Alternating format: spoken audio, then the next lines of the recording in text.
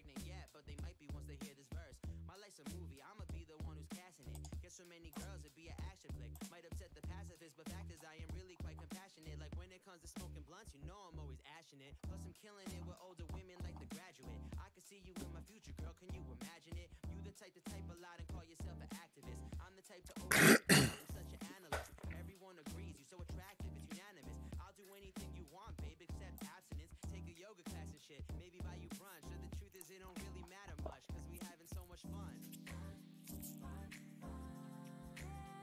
Are you having any fun? Girl, we can have fun. Under the sun, drinking all day. Anything you want, are you having any fun? I can be the one you really wanted. Could've had it all, but then you lost it. I can be the one you really wanted. Could've had it all, but then you lost it. I can be the one you really wanted. Could've had it all, but then you lost it. Oh. Take 'em back, take 'em back, take 'em back, take 'em back now. I take it back on some nostalgic shit. Oh, you wildin', bitch. Been doing this since before I was a college kid. Let's go. Who this shit remind me of? The summertime, the slip and slide, some bump and grind. Who this shit remind me of? The parking lot, and skipping class, and smoking pot. Who this shit remind me of? The parties with the freshmen, second base on the couch. Plus she gave me mouth to mouth. Who this shit remind me of? Trying to make a fake ID.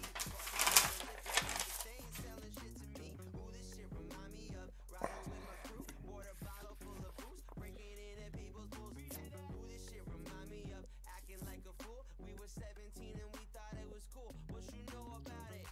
And I know things ain't always gonna go your way, cause we got shitty jobs and we got bills to pay. But I think that the future's looking fucking great. So get your hands up in the sky, let's celebrate. Who that shit remind me of? Remind me of? Remind me of? Remind me of? How's it going, everybody? This shit remind me of the good times. Okay, who that shit remind me of? You guys ready to watch some all-star action? That's the shit I remind me of. Who that shit remind me of the good times. This shit remind me of. This will be our 6th all-star game, streamed live on Twitch. It's our 6th season of Twitch All-Star. Fake handshakes and shoulder shrugs. Walking into every label, they pretend they gave a fuck. Said they And the host team will be the Miami Storm, the Metro League champions from the 2023 season, the previous season. The game will be played at the Storm Center, their home stadium. And I think we have a custom stadium. I think it's one of the ones that the game built. Well, I used the game to build it. And they didn't even export. Oh my god, Miami didn't even export.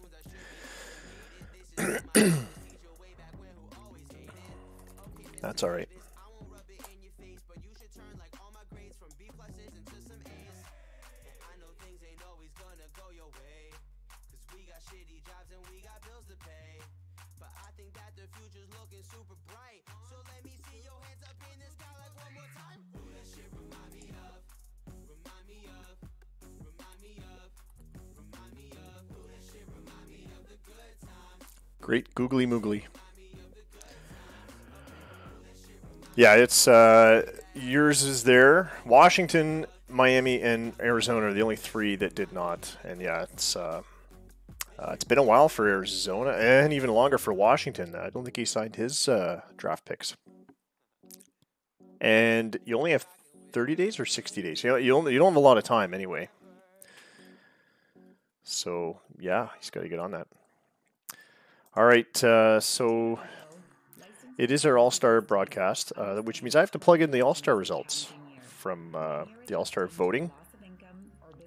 I haven't updated my votes. This is kind of why I get my votes in early. I have not updated or looked at any of my votes again, but we've had 8 GMs vote, so that's enough to pick a team from. Everyone's had an opportunity to vote for All-Stars, so we should be good.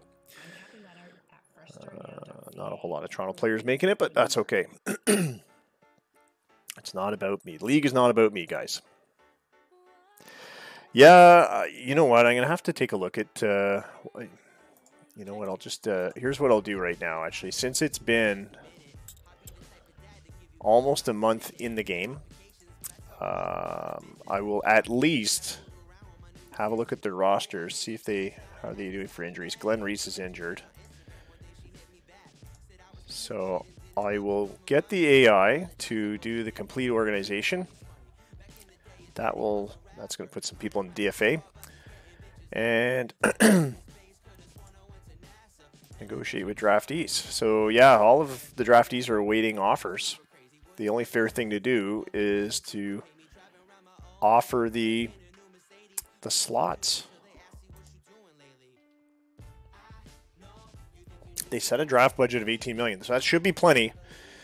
So yeah, we'll just meet the demands and submit, and then I'll get a hold of Rob McMonagle and see if he still wants to continue.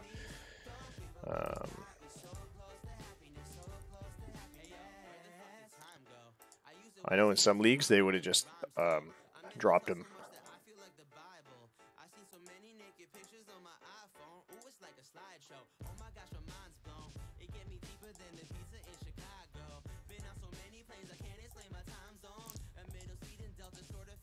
Now here's a problem. This guy's showing impossible to sign. It's a high school starter, 14th rounder, enter a bonus. And yeah, well, 10 million is, I'm going to give him $1.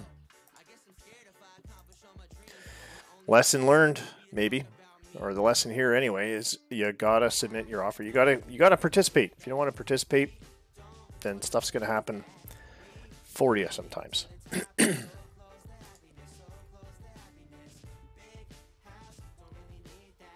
Okay. So yeah, Miami is the venue for the All-Star break, and I just want to double check that that is the case. It's showing Lake League, but it's supposed to be Miami this year.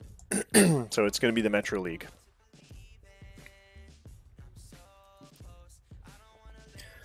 Because 2023's host city was a Lake League team, it was Chicago.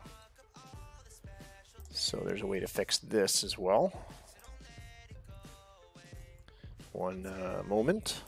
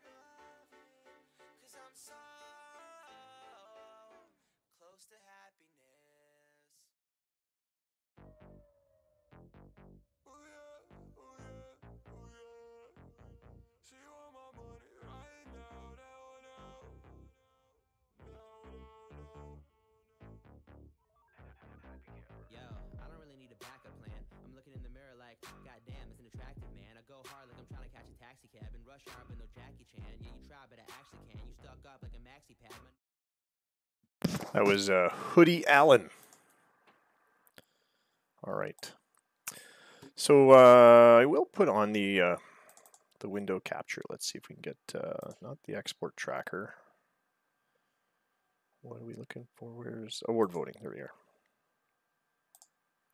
So let's throw that up on the screen. And I'm going to go through the All-Star voting and pick the teams now ahead of time. It's supposed to be on July 7th, but I'll just do it right now. Do the manual All-Star selection. So here we go. And tonight's sim, we're not simming any of the regular games. We're only simming the prospects game, and we'll sim obviously the All-Star game. So that's exciting stuff. Oh boy. Yeah, it's probably easier just to blank both rosters and then add in who's been voted in. So, and in order to do that, I got to get the votes back up on this screen. So I won't be able to read the chat for a few minutes because I'm looking at this screen. But here we go. Les Groves, no shock. Les Groves is on there. You know what? I'm just going to remove all players anyway, and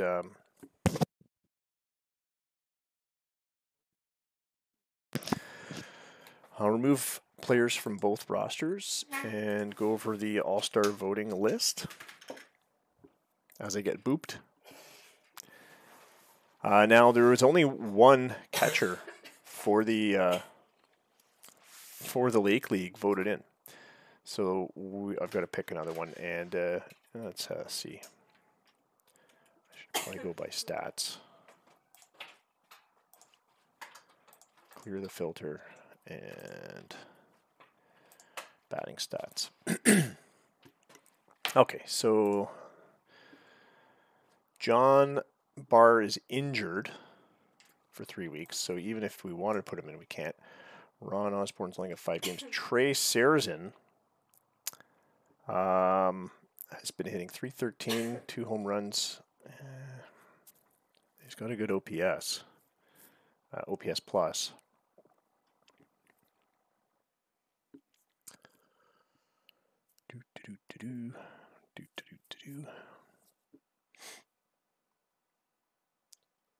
Chris Tubbs, Minneapolis. I'm liking the 39 RBIs out of Brett Moss. He's Metro League anyway. Who made the voting there? Blake Walker. So yeah, we can throw Walker over there.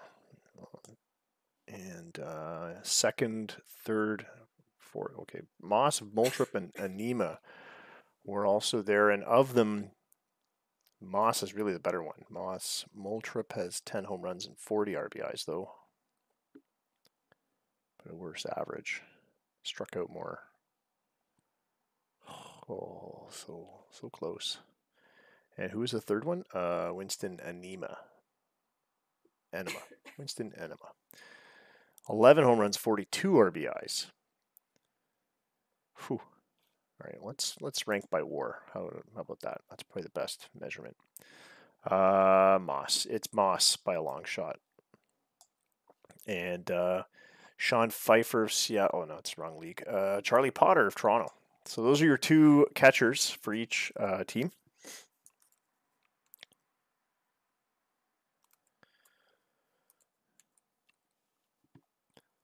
Now we'll move on to first baseman. We need probably at least 2 first basemen. Cletus Avery will be the Metro League one. Sorry, Metro League. Put him on the wrong team. Remove. Peyton Bint, I'm going to guess, got the top votes for the first baseman in the Lake League. He did. And number 2 is Makanako Amano. There he is.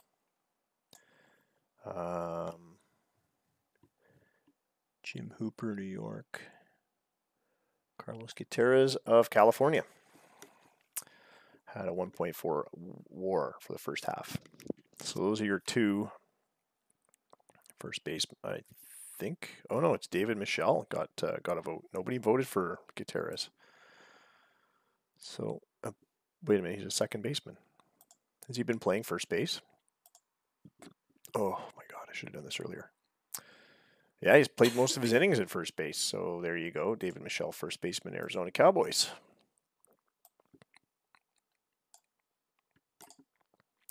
Now, whether the AI manager chooses to use him at first base is a whole other problem. But he did get a vote, so he therefore deserves to be on the team. Ricky Gonzalez, Chicago, 6 votes for second base. There he is. Keon Matundu of New York was also up there. There he is. Nate Kavanaugh There is Nate. And 1 vote each, Kai Purdy and Kyun Kim. Let's see who ranked higher in WAR. Purdy and Kim. Kim was higher in WAR. He's at 1.4. So on he goes. 2 third basemen. Top 2 third basemen. Ciro Damaras of Boston. Oops.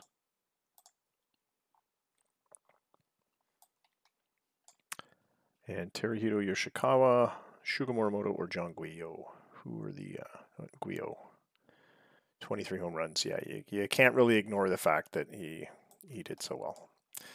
So it could potentially be an all Chicago infield to start this off because Todd Simmons got a vote for shortstop. But first we'll check the third baseman from the Metro League. The hosting team, Jeremy Martin, was the top vote getter. There he is. TK Yang was number 2. There he goes. All right. Shortstops. Danny Sanchez got the most votes for the Metro League. Scott Carnell was number 2. There he is.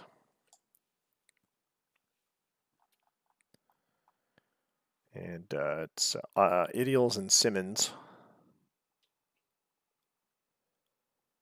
And there's Simmons. Where's Idiels? Idiels, I don't think he did as well as he could have done in the first half. And his WAR dropped to 1, but he got 7 votes. So out of the 8 cast. All right, so outfielders, we generally go for 5 plus a DH. Let's see, 2, 4, 6, 8, 10, 15. And then, yeah, plus a DH. And then that gives us about 10 pitchers.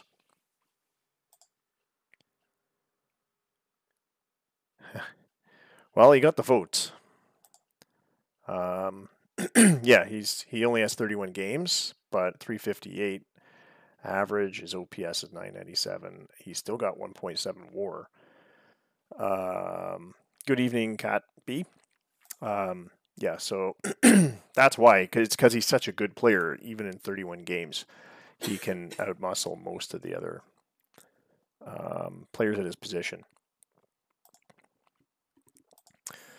All right, the outfielders list is pretty big, but let's go by the votes. For the Lake League, Florian Leroy, Leonardo Brasco, Dennis Guppy, John Dyke, and Dusty Binns were the top 5.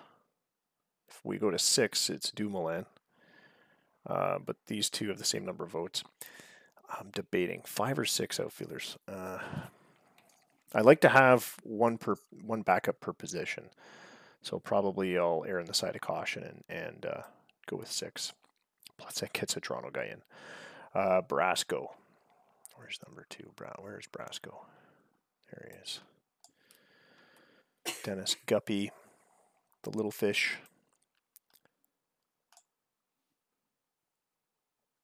John Dyke. Dyke is injured with a sprained ankle for 4 weeks. So he gets skipped. Dusty Binns. Joseph Dumoulin. Is he up here? He's on a cold streak, but there he goes. And because Dyke was injured, we need one more. It's going to be Mike Ryba as an alternate. All right. For the Metro League, John Hart was number 1. No shock there.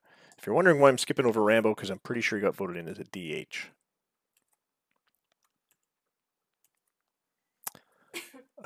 Dave Anderson. Anderson's injured for 4 months. That's a tough blow for California. Ricardo Rodriguez of Houston. Jimmy Tosnia of Miami, the host team. There's quite a few Miami players in there, too. We need 3 more. Bill Covey. Covey going once, going twice. There he is. Omar Little of Calgary, who I would think he's near the top. There he is. Yeah, he's near the top. 2.4 WAR. And we need one more to make up 6, and that'll be Georges Henry of Nevada. There he is, 26 home runs, 85 RBIs, pretty good. The DHs, Jared Ricci. So I think he's an infielder, so let's look for him on the all infielders list. Jared Ricci. Where is he? Oh, there he is at the top. So there's one DH. And as a backup, we'll add in Jorge Velasquez. There's Vasquez. Where's Velasquez?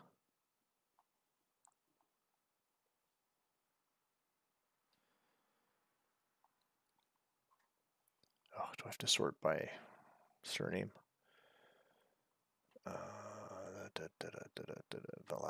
Velasquez. Ugh. All right. Guess I'm sorting by name. All right, Velasquez should be down in the V's. There he is, Jorge Velasquez. We need 2 DHs for the Lake League. Rambo and Hooper are going to be our DHs. Rambo's at the top of the WAR list, of course. And Jim Hooper. Oh, I have to sort by name again. There he is, Hooper. All right. Pitchers. Let's go by starters first. So the top vote getters for the Lake League were Herb Stewart, Dan Kimbrough, Nelson Silverio. Stewart, Kimbrough, Silverio, followed by Hertz and Primaticcio. So we'll do top 4 starters and 6 relievers. How's that sound? Hertz. And so that's 4 starters, and 4 starters for the Metro League. Neil Moran,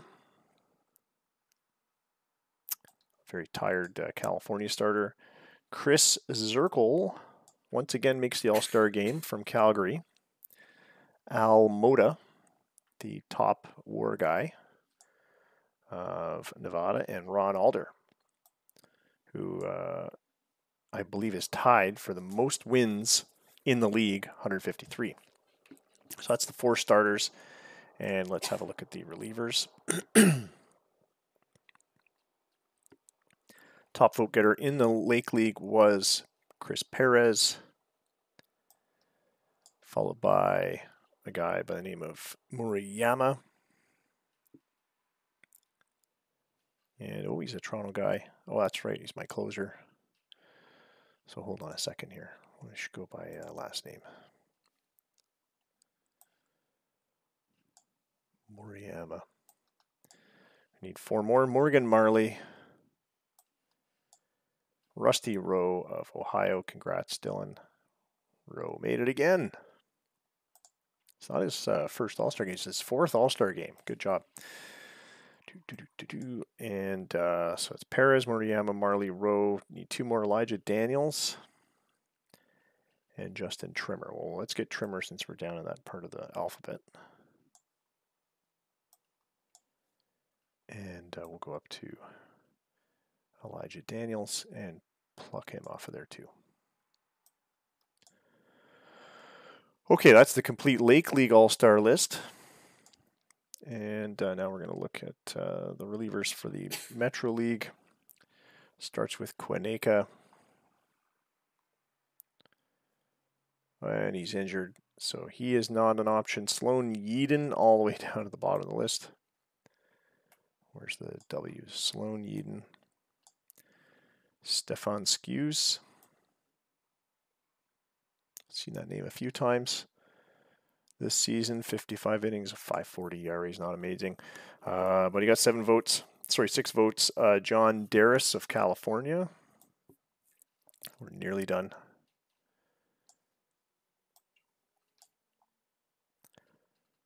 It's 3, and we need 3 more. Alejandro Dominguez, he is injured. Katsumi Higashi, there he is. Ben Ego. And we need one more. One more reliever, Malcolm Danton. 4 votes.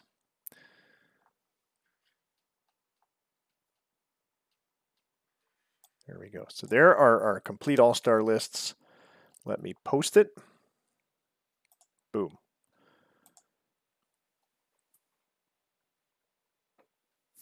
All right, congratulations to the all-star teams. Hey, Dustin's here.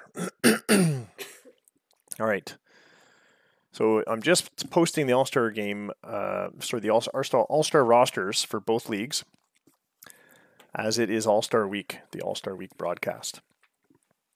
And no beer again, but I do have my McDonald's Coke.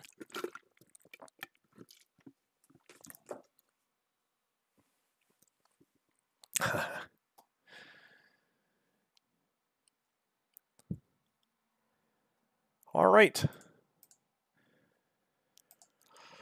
No submitted trades. How about the DFA list? How are we doing on that? This sim, we're probably going to have to get Carlos Martinez off of there from Calgary. And we're going to have to get Bobby Leach from Montreal off of there. And I think everyone else should be fine. 6 days should be fine. If it does get held up, we'll just demote that guy too. Ladies, gents, and Jimbos. Hey, Legacy, how's it going? All right, so where we left things off last stream, which was Sunday, and I still have to update the wiki with, I think, the last couple streams, the details. But this was the state of the league. These were the standings.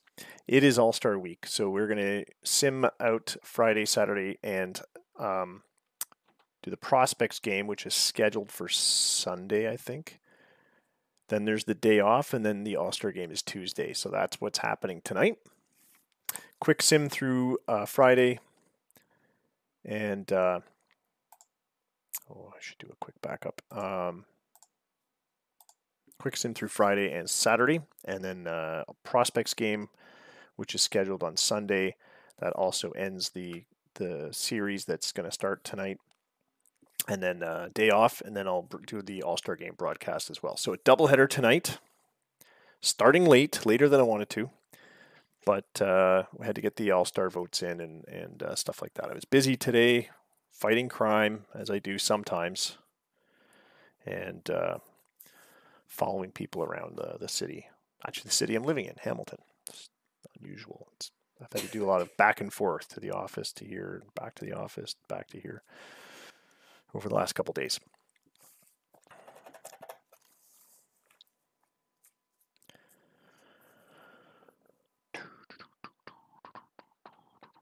While we're waiting for this, any questions? Ask me stuff. Talk to me.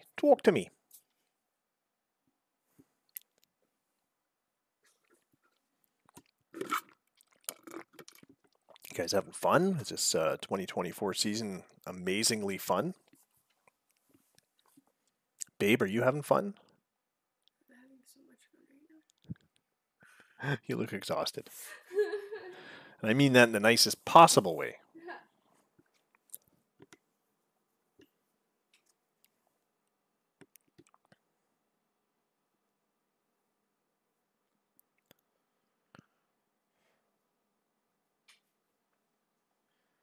I think Fluffy Kitty Ninjas was streaming earlier. I've been falling behind in that league. All right, here we go. Database backup complete. I believe that Stats Plus is running. No, it is not running. So let's get that running.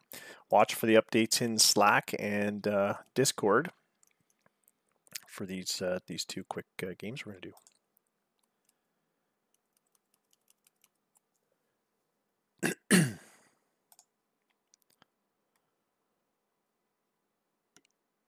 Hopefully none of those all-star players we just picked get injured. And usually I pick some injury alternates as well, but I think it's a robust enough roster for each league. We should be good. All right, so game one. Let's see how things go on July 4th. By the way, happy in-game Independence Day. The Boston Brawlers beat up the Ohio Oxen 13-9 in Ohio. The Nomads double up the Pitbulls 8-4. Wow. This pitcher, Gonzalez, he's only 2.5 stars, but he's having an amazing season. 10 wins, 3 losses, and a 4.58 ERA. He's been a really nice surprise. Out of my, he was traded from Calgary. I got him from Addy last season, and he was in AAA the season before that. So as a reliever, so he made the transition to the starter role. Actually, wasn't a reliever very long. He was a starter originally. Anyway, it's been going well as can be expected. Dragons edge the Hops 4-3. Ravens squeak out a win 3-2 over the Metros. California Titles 4-3 over the Miami Storm, who are about to host an All-Star game. Washington Freedom 9-1 winners over the Cowboys. The Inferno beat the Salts 9-6. And 11-9 was the score for the Speeders over the Oilers. Ricardo Rodriguez 13th home run of the year, hitting 369. He's having a great season for Houston.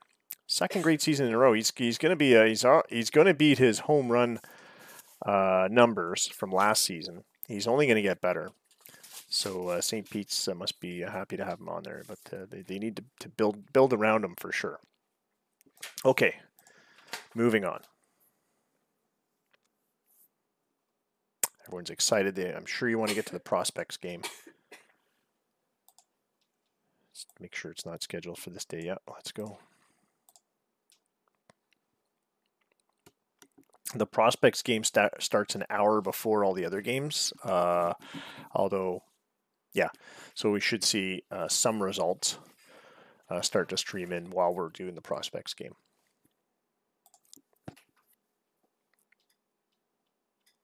So Saturday, July 5th. Oh, I guess July 4th. It's Thursday, so we did July 4th already. Never mind what I was saying about happy in-game Independence Day. So we just did Saturday, July 6th. Here's your results. Brawlers beat the Oxen again, 4-1. Pitbulls even up with the Nomads, but it took them to extra innings with that one run in the 11th.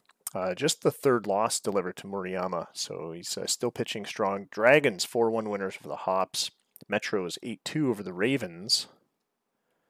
And in Metro League action, it was the Titles over the Storm 9-4, the Freedom over the Cowboys 3-2, Speeders beat the Oilers 7-2, and the Calgary Inferno a second win over the Salts 6-5.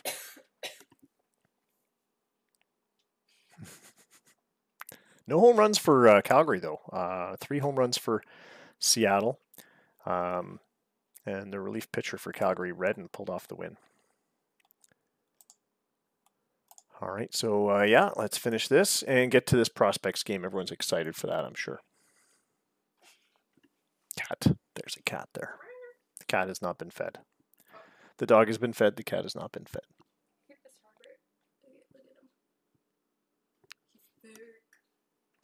Dummy thick. All right, now we don't have the correct logo, so I apologize for that.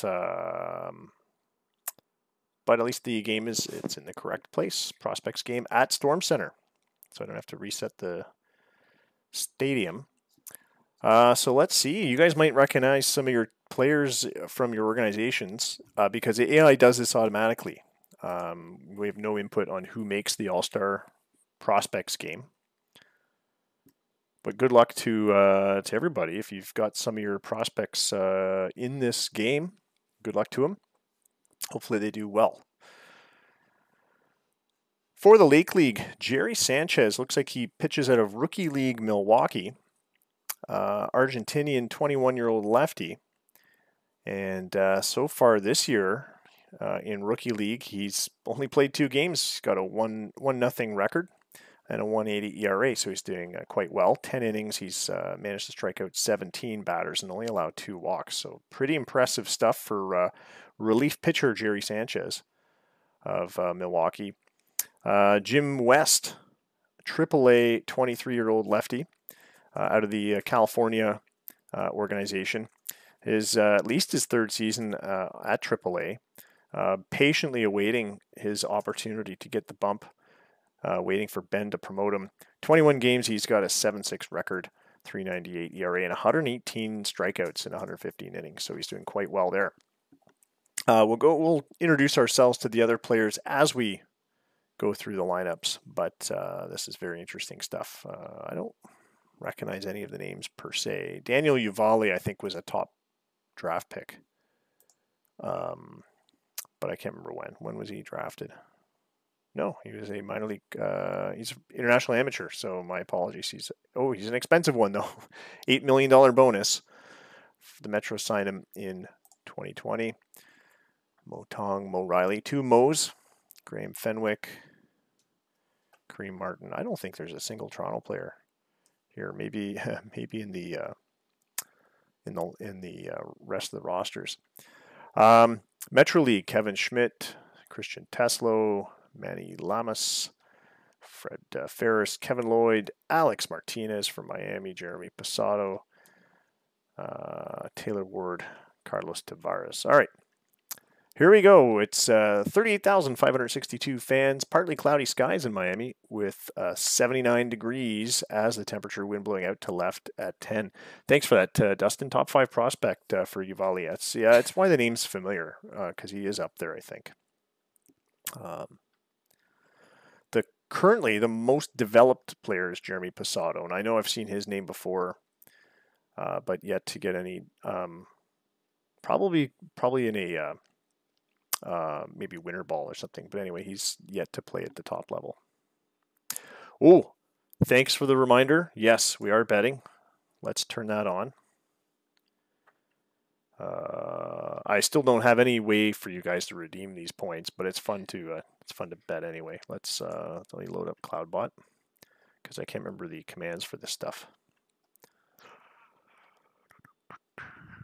It's easier to start it from the CloudBot web page. So yeah, we'll start the bet. Who will win this game? Home team or away? Your bet has to be between 10 and 10,000 points. Who's the home team? The home team is the Metro League. Who's away? That's your league, and the Lake League is the away team. So home team. You want the home team, yeah. If you're betting on your own league. Wait, how do I bet again? So type in exclamation mark bet and home or away, and then how much you want to bet. So I bet 500 on the away.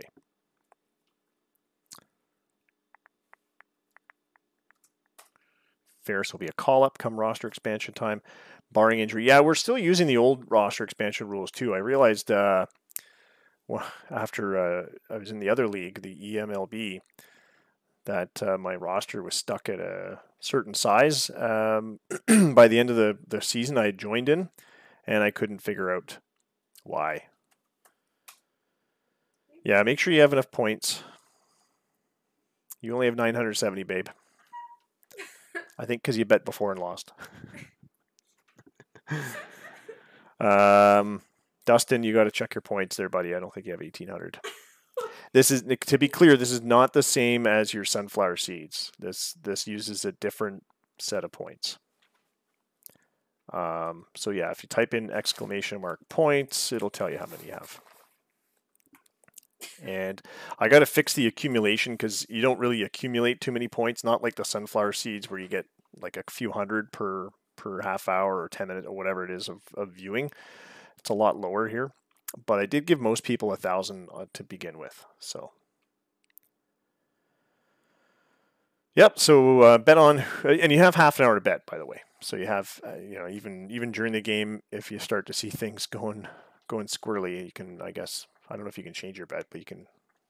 I think once your bet's in, it's locked in. But if you decide to wait to bet, you can wait. All right, game's going. And again, by the time we come around to this in 2025, I'll fix these logos and maybe we'll have a nicer park. Although this is Storm Center, there it is. This is what I designed for Miami. I have no idea if Miami wants to keep this, but it looks all right to me. The fountains, the water features in left field. So nice. Metro League Future Stars against the Lake League Future Stars. Daniel Uvalli takes to the plate to lead off against Jim West, the award-winning, apparently, pitcher for the Metro League. Let's get this game underway. A few tired players in this, in both rosters.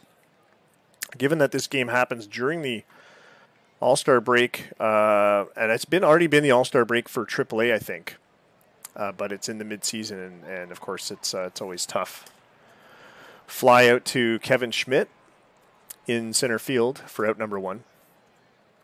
Mo Tong, the DH, steps up to the plate, batting left-handed out of the AAA Toledo organization, or Toledo Tornadoes, which is in the Ohio organization. Jim West fires it in there for strike 3. Tong swinging out of the strike zone on that one. He's got to work on his pitching judgment, or his pitch judgment, I guess. Mo Riley, left fielder for the Thunder Bay Railheads, Minneapolis AAA team. Also batting left. 3-2 pitch. West fires it in there. And it's a fly ball to left field, and it's a 1-2-3 inning for the Lake League to start things off. Metro League up next. Kevin Schmidt will start things off, the center fielder for the Arizona Cowboys, playing for the San Antonio... Damn, I wish I remember what their team name is. Stallions. That's it, the San Antonio Stallions. Jerry Sanchez for the Hops on the mound. Ground ball to third. The throw across the diamond is an easy putout. A 5-3 putout as Hibbert finds Fenwick on the other side of the diamond. Now it's Christian Teslo, left fielder. Slices that one into the alley in right field. And he's going to pick himself up a double. First hit of the ball game goes to the Metro League, the hosting team. And it's Christian Teslo. Teslo pitching for Yuma, A-level in the Arizona organization. The 20-year-old lefty batting left fielder has himself the first hit of the game. Manny, and this is our first broadcast of a Future Stars game, so there's that. Manny Lamas at the plate. He bolts a line drive to center field. Tesla holds up at third. Lamas safe at first with the single, and with one out, there's runners in the corners. Fred Ferris at the plate. High fly ball to left field. We'll see if Tesla tags up, and he goes for it. Here's the throw, not in time. Tesla scores. It's 1-0 for the Metro League. Kevin Lloyd, the batter. Kevin Lloyd, Double-A Arizona. He bloops one into shallow left for a base hit. Riley charging in. Was able to head it off early, but Lamas makes it to second. A single for Lloyd. 2 out, 2 on. Alex Martinez, the next batter up. We've had a few Alex Martinez's, but this one plays for AAA. St. Pete's in the Miami Storm organization, so he's a hometowner.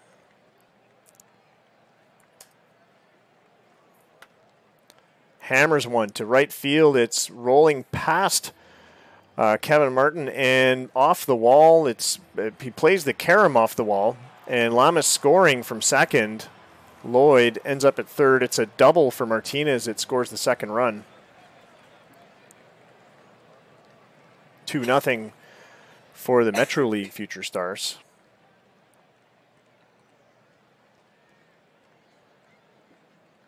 I say Kevin Martin, Kareem Martin.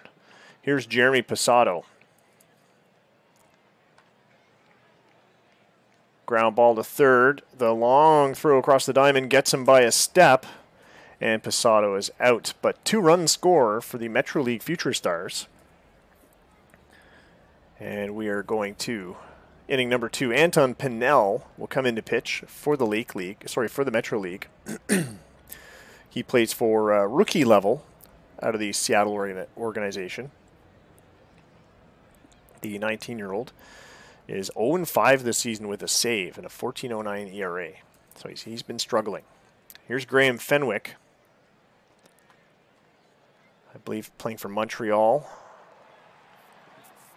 He was traded from Houston back in February. He flies out to center field. Schmidt makes a fantastic grab in center field. And now Kareem Martin of the Milwaukee Pugs, playing in the Chicago AAA team. Swing and a miss. Strike 3. Pinnell fans him on a changeup. And here's Brandon Taylor. Taylor is a catcher, and he plays for Boston's AAA team, Halifax.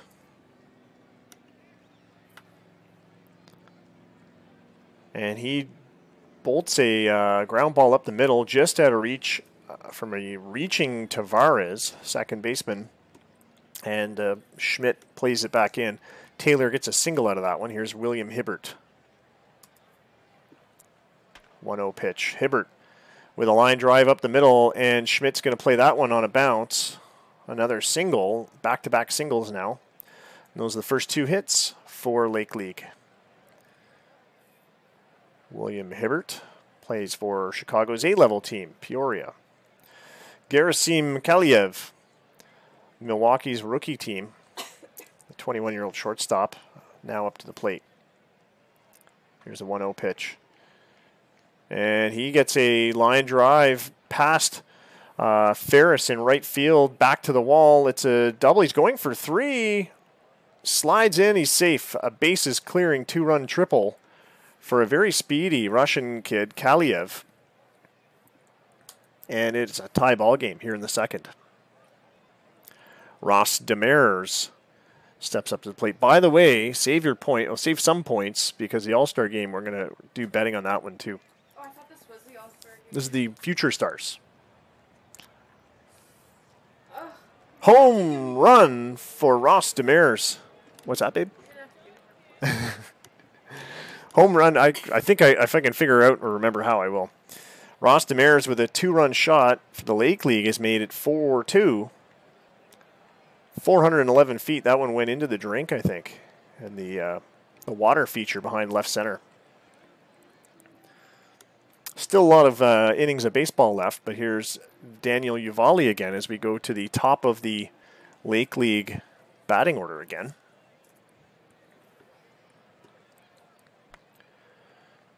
High pop-up, shallow left field, but Posado, the shortstop, is back to grab it, and that is the third out. So we go to the bottom of the second with, so far, a 4-2 score for the Lake League Future Stars. Taylor Ward, the third baseman for Metro League, steps up to the plate. He plays for A-Level Arizona out of Yuma, Arizona. Drafted in 2022, the 8th round. And Bill Reinhardt, the pitcher for the Lake League, plunks him.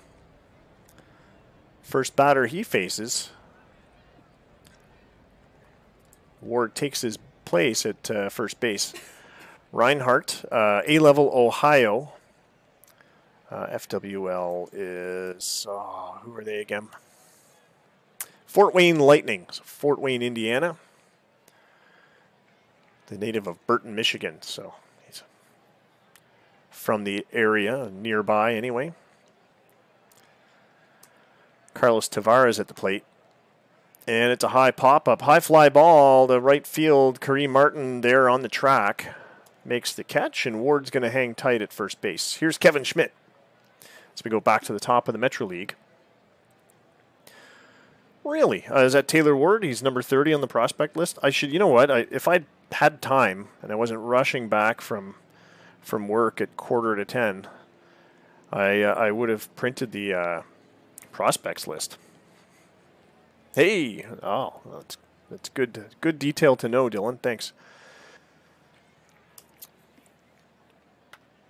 Schmidt drives a line drive up the middle. Uvalde brings it back in, and looks like Ward going for the base at third. And he gets there as the throw misses Hibbert at third base. Schmidt comes home to score. And it's 4-3 now as the Metro League have added a run.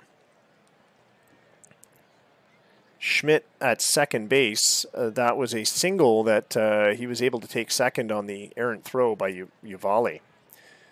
Christian Teslo at the plate now. Ground ball to second. Kaliev throws to Fenwick at first. 2 away, but Schmidt makes it to third base. Schmidt, the AAA Arizona San Antonio Stallions player. And here's Manny Lamas. Manny Lamas, AA Houston. Has a base hit today. Here's a 1-1 pitch, and he drills this one. Diving for it was Fenwick, the first baseman. It was right down the first base line. He was unable to come up with it, and it rolled into right field. Kareem Martin had to throw it back in. It's a RBI double for Lamas as Schmidt crosses the plate. And we have a tie ball game, 4-4.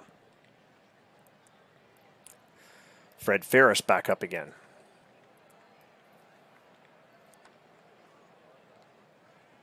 Bloops one into right center, and could Lamas come home? Looks like he's going to hold up at third, as it was pretty shallow right center. 2 out with runners in the corners. Kevin Lloyd back up to the plate. Lloyd has a base hit tonight. The Arizona AA level catcher.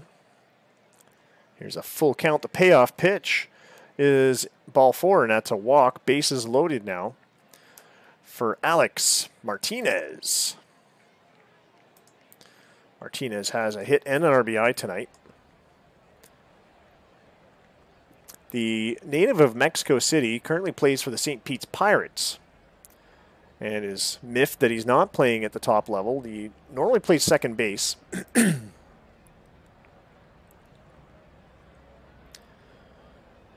Has 2 grand slams this season, both against the San Antonio Stallions in 2 different months. And he was last on the prospect list at number 40, but he has ranked as high as number 22.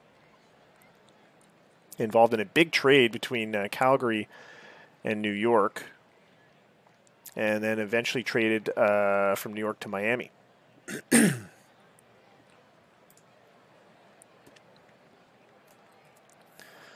Here's the payoff pitch, 2 out, full count, bases loaded, draws a walk, and Reinhardt has walked home the go-ahead run for Milwaukee, for the Metro League, missing low and away, the 6th pitch high and inside. It's 5-4 for the Metro League. Jeremy Posado back up to the plate. Hits this one into right field. It's going to drop in for an RBI single. Ferris crosses the plate for run number 6, and the Metro League Future Stars have taken charge with a 2-run lead. The home team is back in control. Taylor Ward now, third baseman, has a run scored. Here's the 1-2 pitch from him, and it's an infield pop-up. The ball is caught by Hibbert about halfway down the third baseline, and that is the 3rd out. So we go to the top of the 3rd. Metro League in control, 6-4. Lake League back up again.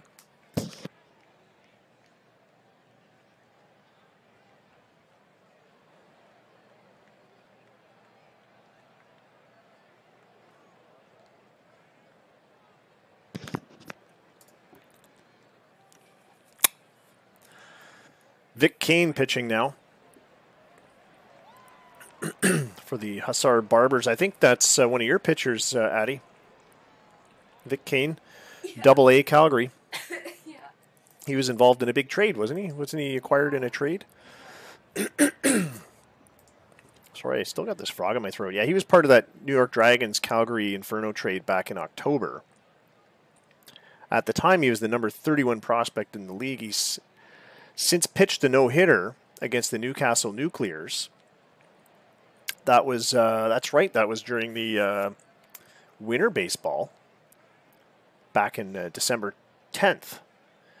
And he was named number 33 prospect and most recently number 38. He was part of that John Dillman, Ryan Rich trade.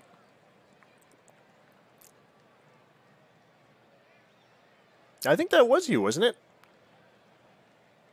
Yeah. Vic Kane pitching to Mo Riley with one out. Here's the 3-1 pitch. Misses low for ball 4. And it was well outside of the zone, so it's a good call. Graham Fenwick up to the plate. Yeah, the Ryan Rich trade. Here's the steal attempt. Riley safe at second. He turned on the Jets. Kevin Lloyd did his best, but couldn't get the ball there in time. Here's the 1-1 pitch. Down the first baseline into right field. There's nobody there. Ferris has to run for days to get there. And that's going to be a double that gets Riley home easily. Fenwick gets to second base. And it's 6-5 now for the Metro League as the Lake League got another one. Kareem Martin at the plate. Ground ball to third. Ward with the throw to Lamas at first. And that's 2 outs. And here's Brandon Taylor, who's 1 for 1 tonight. Drafted 3rd round, 2021. This one is a dribbler in front of the plate, and Taylor's thrown out at first as Lloyd was quickly on the ball to throw to first. So we end the top of the third, 6-5. Check the out-of-town scoreboard. And it's not showing me any other games. I know there's some more games going on. So perhaps it'll update after we finish this one. It's probably not showing any games because these are all future stars and not Bull League players. I'm guessing that's why.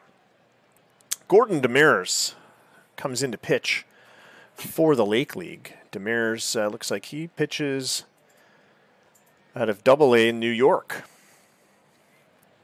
21-year-old right-hander has pitched also at A-level, Duluth, this season. So he's only got 1 game in at Double-A. Recently promoted, I'm going to guess.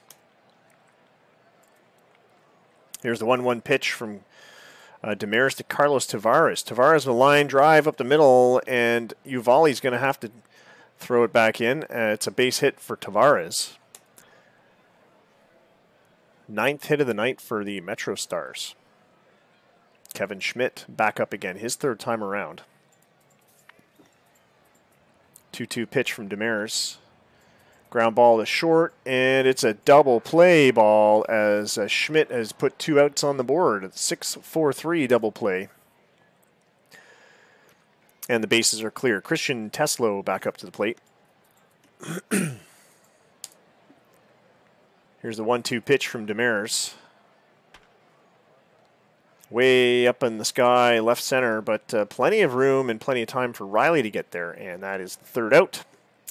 We go to the top of the 4th. And I'm going to change the pitch view down to the home plate camera now. Travis Chasen will come in to pitch for the Metro League. He pitches an A-level out of the Calgary organization for Lethbridge. The 20-year-old right-hander has 2 wins, 2 losses so far this season with Lethbridge. A .453 earned run average. He's pitching to William Hibbert. 2-2 count. And it's a line drive to right. It's over the head of right fielder Ferris off the wall. Ferris is on it quickly, but Hibbert with a convincing double, his 2nd hit of the night. And he is the first Lake League future star to pick up his 2nd hit. And with no outs and a pretty hot-looking Kaliev, Gerasim Kaliev, who's got a hit and 2 RBIs. I think he had a triple his first at-bat. He's up to the plate now. Here's a 2-1 pitch from Chasen. Kaliev with a fly ball, shallow center. Schmidt coming in for it, makes the catch. They try to get Hibbert off the bag, but Hibbert's back in time. I think it was your first trade, Dustin. Might have been Addie's first trade, too. That Ryan Rich trade. I think it was. What's that? Did he remember when it was? When was it? Well, in the game, it was in December. Just saying. Like,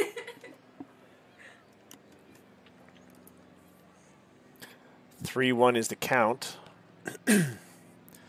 Chasen gives up the walk to Demers. And Jake Talley's going to come in to pinch hit now for the Lake League Future Stars. He was an 11th overall pick in 2023 for Minneapolis. He's now playing at A-level Tucson. 22-year-old lefty batting center fielder. Has a .309 average this season with Tucson. Here's the 1-2 pitch from Chasen.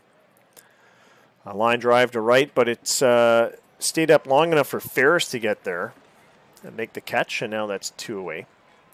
And Mo Tong is back up to the plate. Mo Tong, 0 for 2 tonight. The Ohio player. Grounds the first, and he's safe. He beats the throw. A speedy Mo Tong with an infield hit to as well as played by the first baseman, Manny Lamis.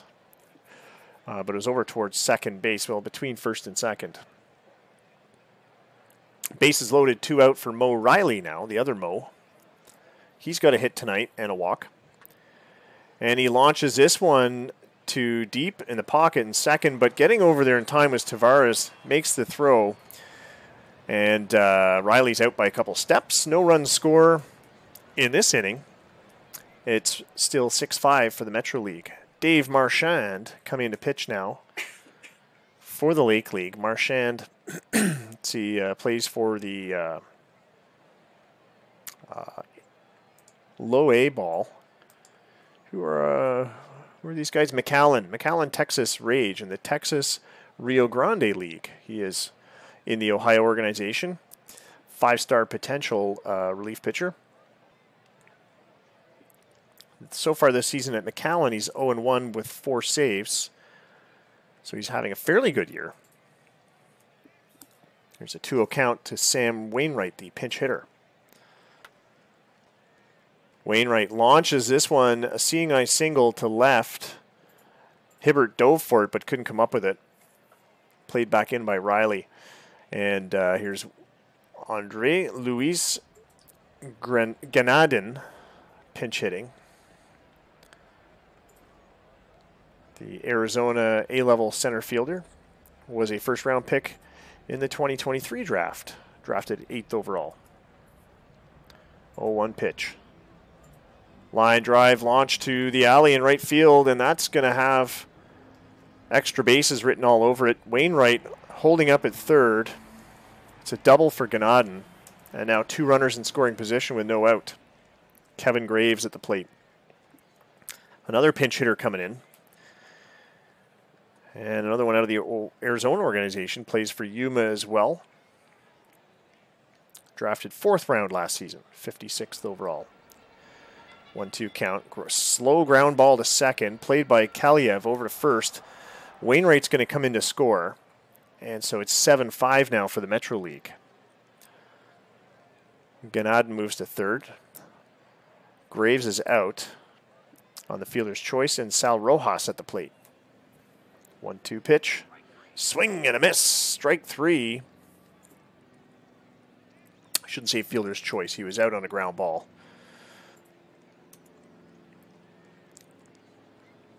Two outs. Posado back up to the plate. So far, the Metro All-Stars have only struck out once, I think. They just have a bunch of pinch hitters come in, but I think that was their first strikeout.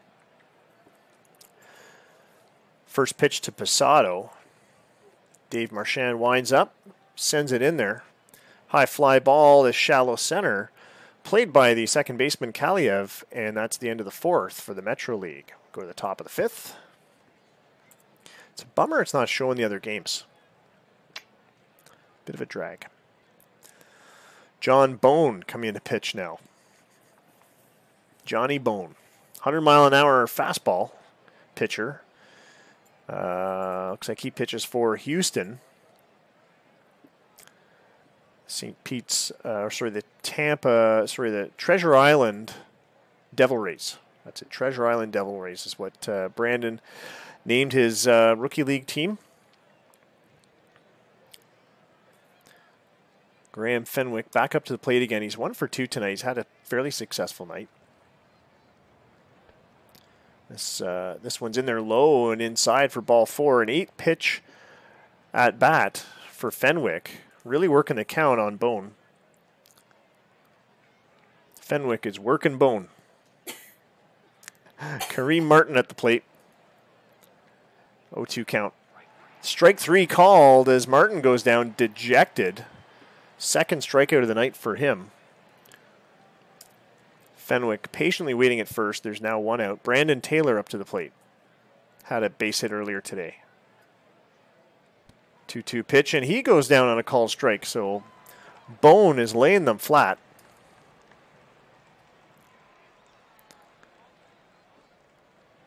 William Hibbert next. 2 for 2 at the plate. He's had a very good night. Scored a run. Here's the 1-0 count. Grounded to short. Posado with the force at second, and that's the 3rd out they need to end the 5th for the Lake League. So the Lake League still trailing by 2. It's 7-5. Metro League Future Stars come up again. Ernie King is going to pitch for the Lake League. King is pitching out of the Milwaukee Hops organization for Nashville, AA level. The 22-year-old right-hander is 2-0 this season.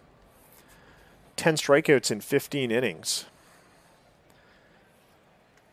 Oh, sorry, that was at Milwaukee. So he's already pitched some innings at the top level. He's back down in AA, where he was 7-1. So he's had a fairly successful year this year. Here's the 2-2 pitch to Ward, swing, and it's a drop 3rd strike. Taylor gets the ball over to Fenwick at first in time, and that's an out. Carlos Tavares now. Had a single his last time around. Grounds this one to short. Played by Demers over to first, and Tavares turned on the Jets, but wasn't enough. Couldn't leg it out. Betting has now been closed. So you no more bets, as they say, when the roulette wheel is spinning. Rico Toscano is the batter for the Metro League. He is a rookie level Seattle Salt, 18-year-old right-hander, and normally plays center field. He's batting .278 this season in the SoCal League. Here's the 1-0 count. Hammers a line drive that drops in for a base hit to center field. Talley plays it back in.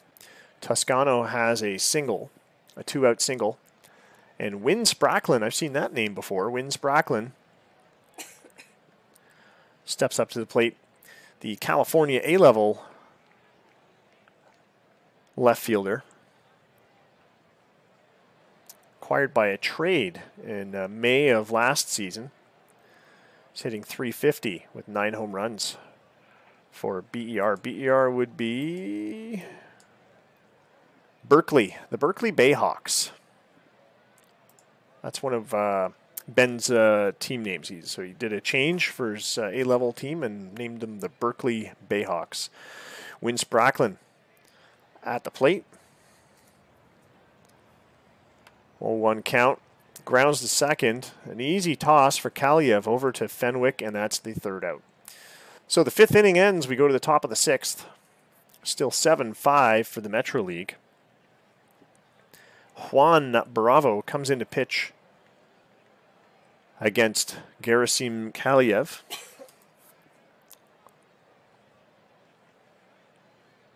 The 1-2 count. Kaliev Swings and grinds that one up the middle. Toscano plays it back in from center field. It's a base hit for Kaliev, though, to start things off. 8th hit of the game for the Lake League. They're trailing the Metro League in hits by 4. Here's Ross Demers. Has one of those 8 hits. It was a home run. 3-0 count. Juan Bravo walks him with an inside fastball. Sorry, cutter. Walks him on 4 straight pitches. Kaliev to second. Here's Jake Talley. Came in to play center field a couple innings ago. Swing and a miss. Talley goes down and strikes. He becomes the first out of the 6th inning. Jim Bowman, the next batter. He's a DH replacement.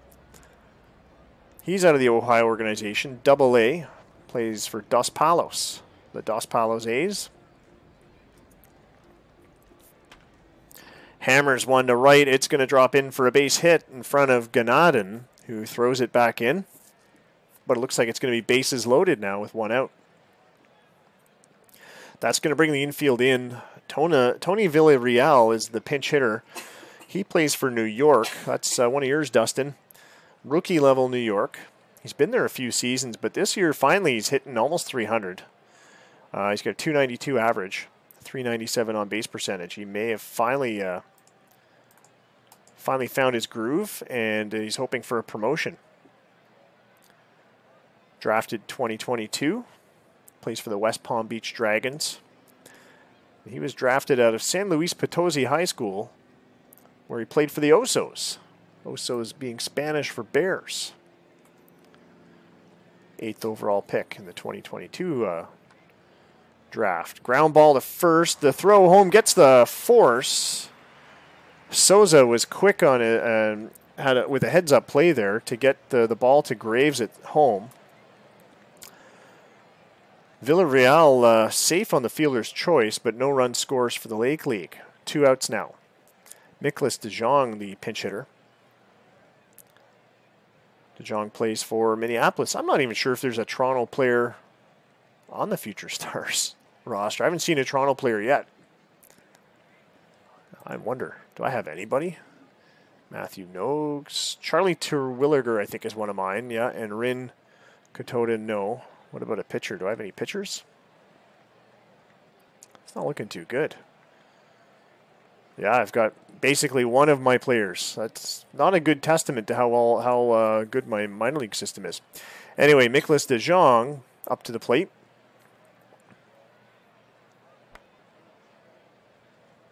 And it's a shallow fly ball or a deep pop-up, depending how you look at it. Pisano plays it deep in the pocket at short, and that's the 3rd out.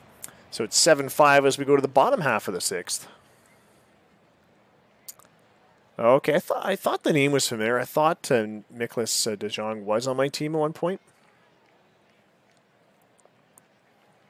Bryant Ford, the pitcher for the Lake League. Currently playing in the AAA level for New York.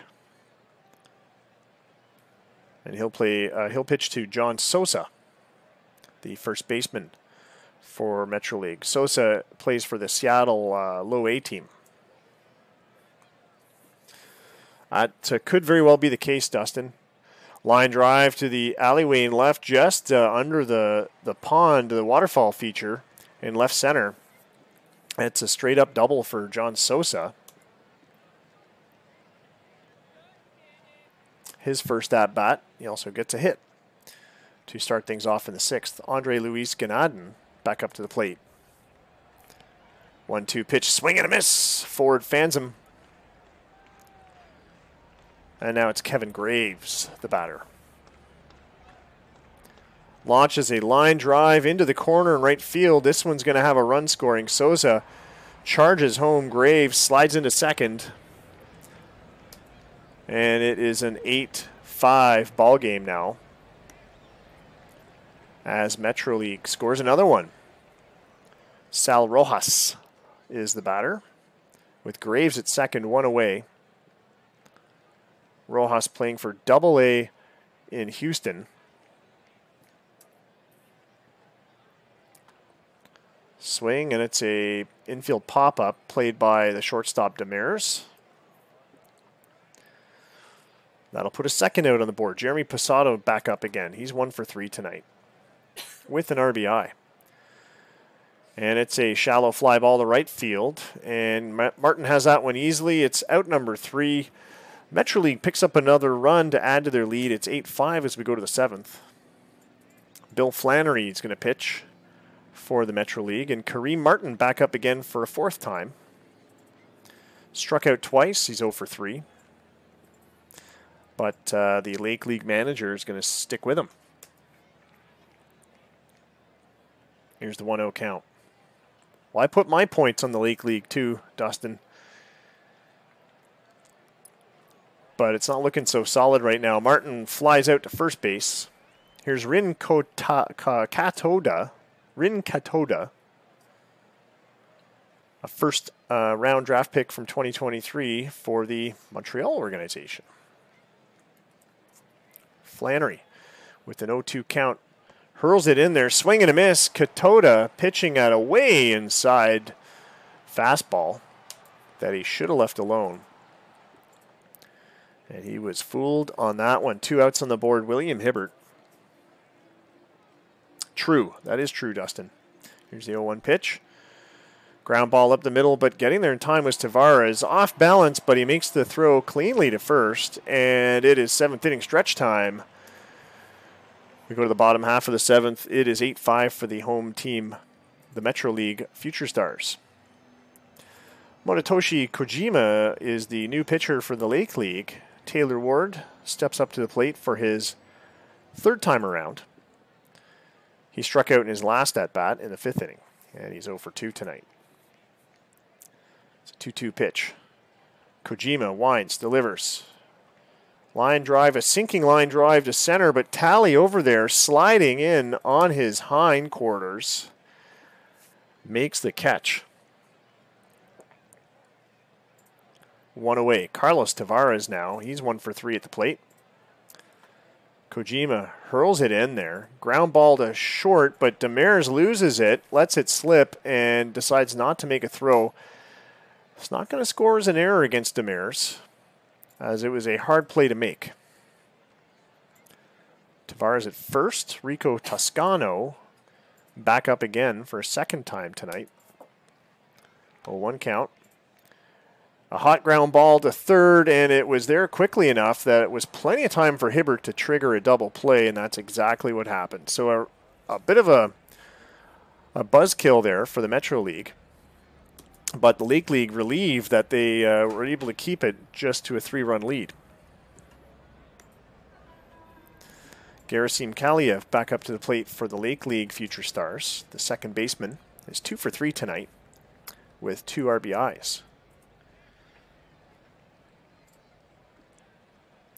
And the Rookie League players already played a game at the top level, so I'm imagining he's on the 40-man roster unless he's been waived.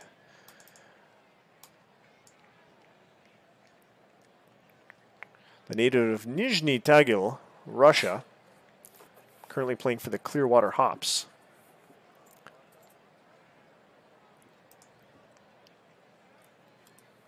Nate Scott is the pitcher.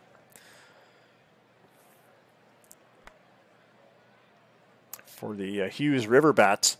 Kaliev with a bouncing single to center field.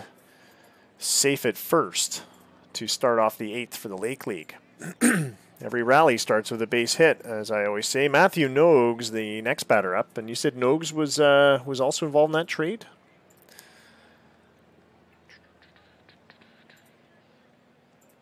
Minneapolis, AA player, now playing for Spokane. 2-0 count. Ground ball to 3rd, and that's going to be a double play. Oh, no, they couldn't turn 2.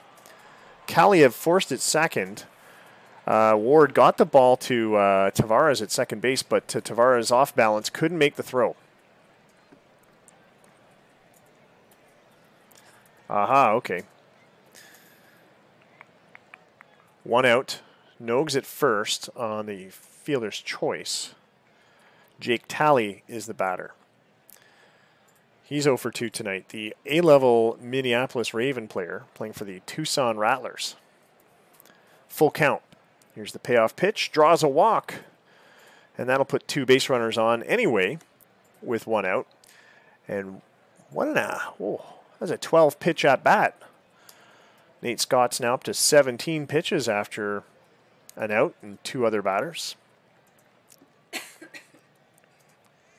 Jim Bowman is the next batter up.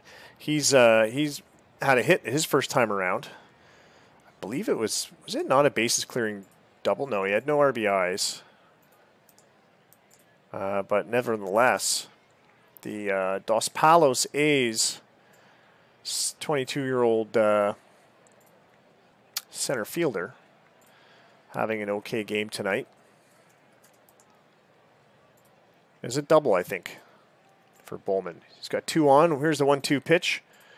Hammers a fly ball to the left, but plenty of time for Spracklin charging in, makes the catch. And the runners will retreat back to their bases. 2 out for Tony Villarreal.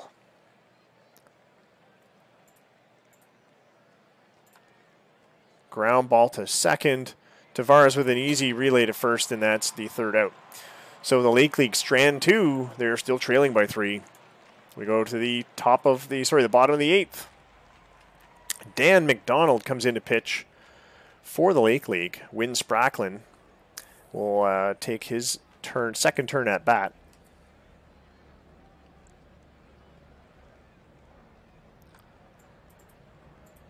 Ground ball to the mound. McDonald with the relay throw. Spracklin's out. And now John Souza is the batter. 0-2 count. McDonald winds, delivers, launches one to right center. It bounces to the wall.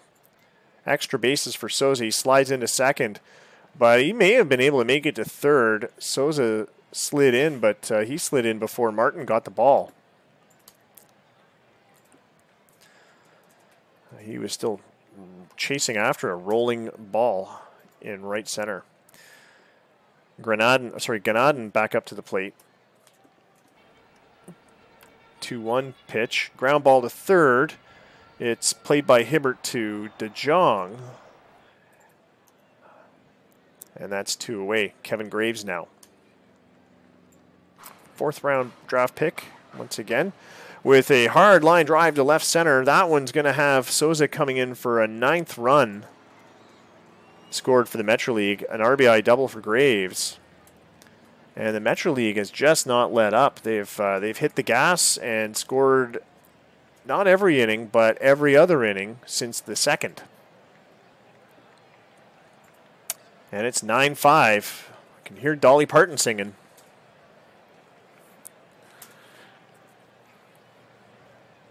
Dan McDonald will face Sal Rojas now. 2-2 count. McDonald puts it in there. This one gets away from the catcher, Katoda.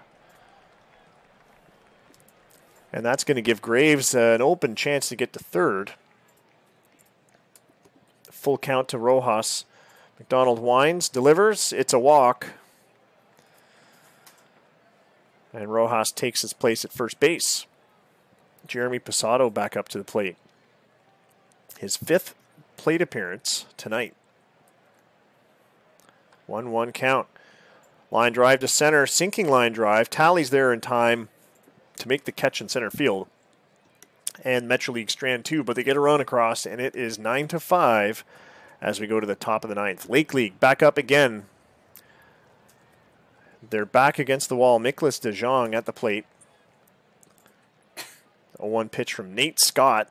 He's pitching his 2nd inning. Gives up a line drive to left center. Chasing it down is Spracklin. It's a double for DeJong. He's not too quick, but he hammered that one. The leather came off. A leadoff double for the Lake League. Charlie Terwilliger, the only Toronto player in the game, currently playing for A-level London Bluebirds. The first baseman is hitting .282 at A-level London. He's going to face Nate Scott. Here's a pitch. And this one just out of reach for the shortstop, Posado. A seeing eye single to left. Terwilliger at first, De Jong at third. Here's Rin Katoda. Tying run on deck now. 1-0 pitch. Big fly ball to left center, but plenty of time for Spracklin to make it there. But he's on the track. Here comes the throw. De Jong, who's not too quick, had time to score. And it is 9-6. The Lake League get a run on after a 5-inning drought.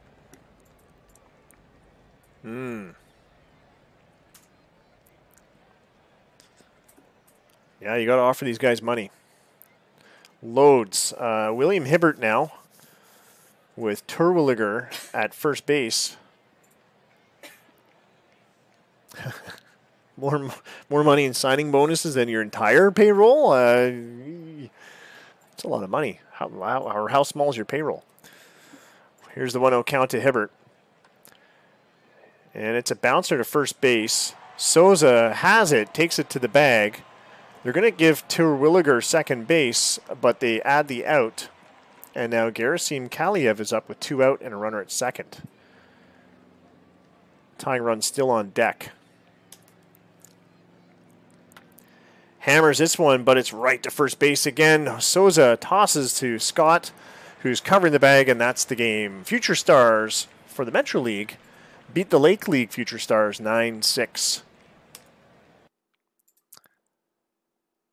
Ross Demers was MVP of the game. The AAA Montreal player had a fantastic game despite being on the losing team.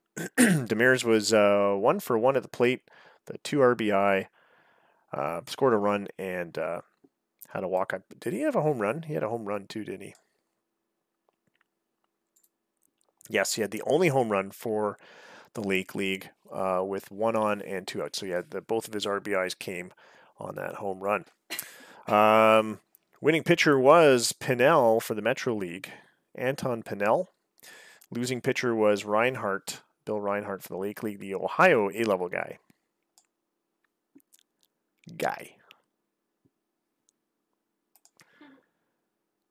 All right, we'll check the other scores from the... Oh, I didn't want to play the other games. All right, so let's do the real-time sim. Finish those games. It's interesting how it did that. I thought it would play those games in the background. Maybe if I'd scheduled them all to start at the same time. Who knows? The Brawlers sweep the Oxen to end the first half of the season. 8-5 was the score there. Oxen falling to 33-55. Nomads beat the Pitbulls 9-5. Brenner with his 4th win. Murayama with his 19th save. Borkowski picking up a home run. Groves with a pair of homers for Chicago, but unable to come up with a win. So Toronto takes the Chicago series 2-1. How about that, Scott? Scott, are you even here to watch? Ravens, 9-2 winners over the Metros. The Dragons, a drop one to the Hops. 4-3 was the score there. And that's it for the Lake League. The Metro League, excuse me, the Washington Freedom down the Cowboys 7-5. Mike Hawk gets his first loss of the season. Mike Hawk lost. Titles over the Storm 4-3. Speeders down the Oilers 6-4. I think that's a series sweep for Nevada. And the Inferno beat the Salts 7-6. Fernando Mendola picked up his 17th home run. Omiya his 16th. Former Ohio Oxen batter Juan 2-3 with home run number 13 of the season. And that is the end of the first half. So we're going to finish this and set up for the... well, we'll watch the All-Star Home Run Challenge. Now, last time I tried this, it screwed up. So we'll save this. That's what it's doing right now. Moving to Monday. And that way, if I have to, if we start getting glitches, then we can exit, redo it. My cock came up short, eh? That's a good. I like that one. That's a good one. All right, now I'm. Look at the standings first. I seem to remember the last time we tried to do the home run challenge, it was not working right. But here's how things are shaping up. California Titles are hot. Look at that. Ben's Titles are on a 11-game winning streak. They are half a game ahead of the Speeders, 47 and 41. The Speeders finished the first half 47 and 42. They're on a 5-game winning streak, so they're chasing the Titles, nipping at their heels. The Freedom have gained a lot of ground on the Storm in the Metro League East. 6-game winning streak for Washington. They are now in second place, 8.5 behind the Storm. The Storm have lost their last 5 games. Calgary's won their last 4 after that sweep over, who did they just play? Was it Seattle? I think it was Seattle. Anyway, they're up to 35 and 54. Not a great record. Still out of the playoff contention currently, but they're gaining ground. Yeah, it was Seattle.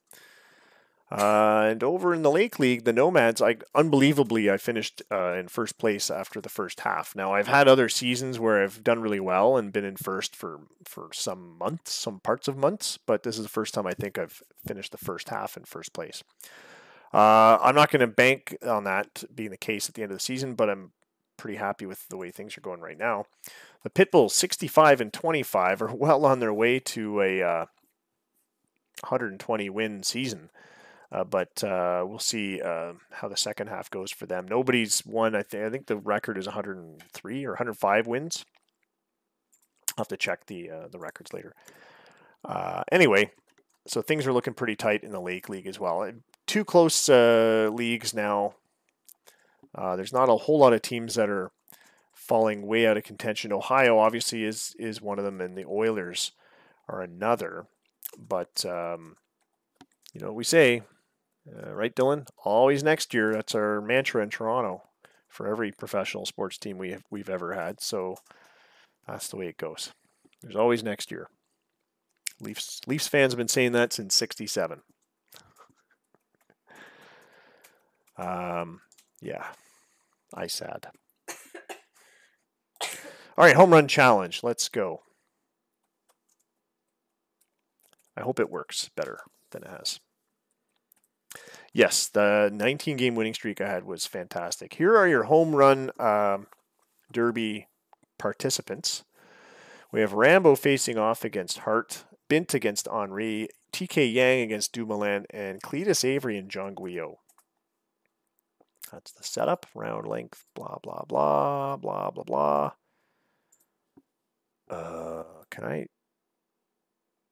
I'll finish the current round. You know what? I'll see if I can play out the last round of this.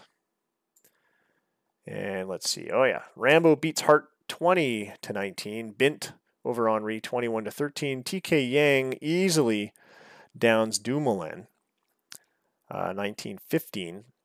And Cletus Avery over John Guillot 13-12. So we've got 2 Chicago players, 2 Nevada players in the next round.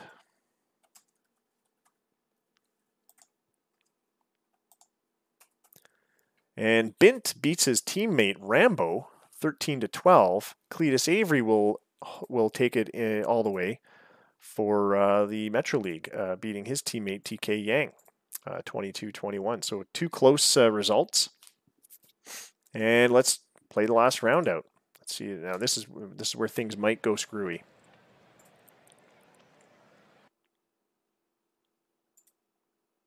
I think I actually have to hit. That's the problem. All right.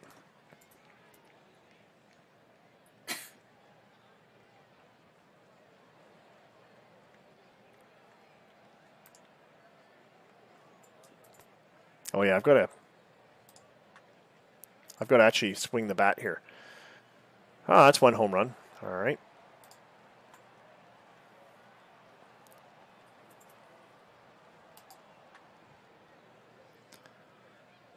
This is Peyton Bint, 2 home runs.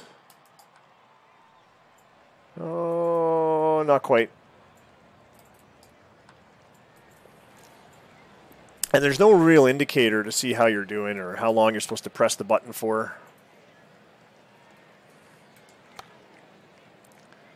Get terrible contact here. Oh, that's a good one. Home run for Bint. Oh, late swing. That one, not enough juice on that one. Came close. Here's a home run. No, that one didn't. Oh, it did make it. Slices that one off. Foul territory. I got hit by one of those balls. Right, Dylan? Straight away dead center. 5th home run.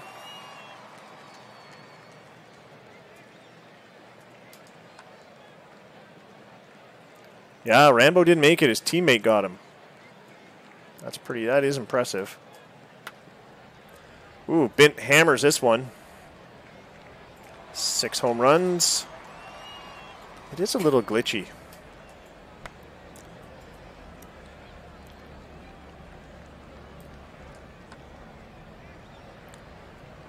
All right. I'll try just clicking it at the right time.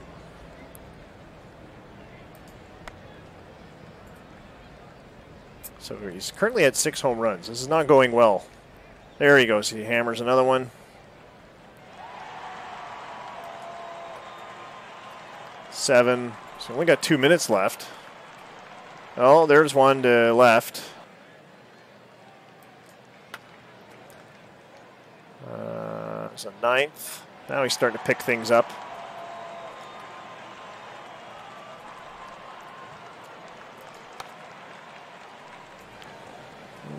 No, that's short. Straightaway center. That one could make it. Yep, gone.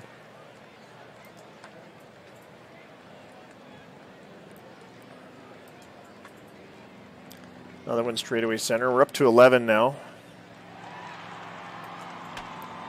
Oh, hammers one to right over the scoreboard. That's 12. Foul.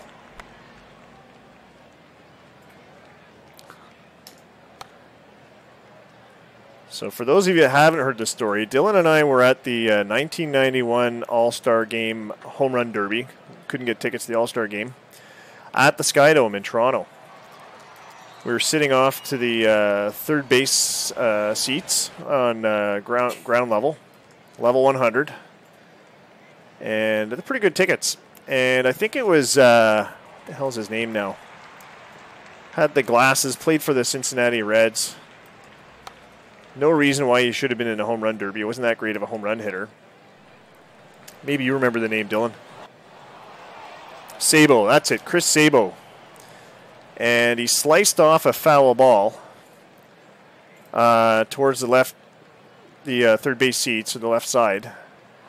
Dylan was on my right and moves out of the way suddenly, and I had been distracted. I was looking somewhere else. I turned my head just as Dylan moves. And 16 home runs for Bint. Yeah, Chris Sabo. So Dylan moves his head back, and I happened to be turning right at that time to see what the hullabaloo was, because in my peripheral vision, I detected some movement. And as I turned my head, I was greeted by a baseball in the eye. Boom! Bounced off my nose and eye, and anyway. And I think it even went to the row behind me. But the fan was... Sorry, I am yelling apparently. It's because the crowd sound in here gets louder. Anyway, so yeah, Dylan was like, yeah, better you than me, bud. Thanks, Dylan, pal. Yeah, you didn't try to catch it. No, you move out of the way. So anyway, I did get the ball. I still have that ball. It's at home in Milton, where my kids are, the house I still own. I don't live there now, but anyway. All right, Cletus Avery is the next batter. And let's see how many home runs he gets. 16 for Bint. And let's start. Here we go. Countdown's on. Cletus Avery, a right-handed batter. He gets his first home run to center.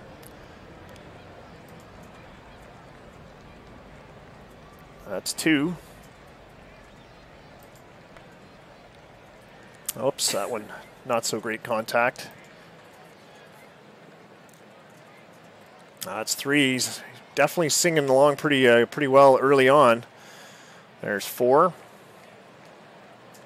486 on that one. Oops, swing and a miss. Couldn't Kevin Mitchell it, no glove.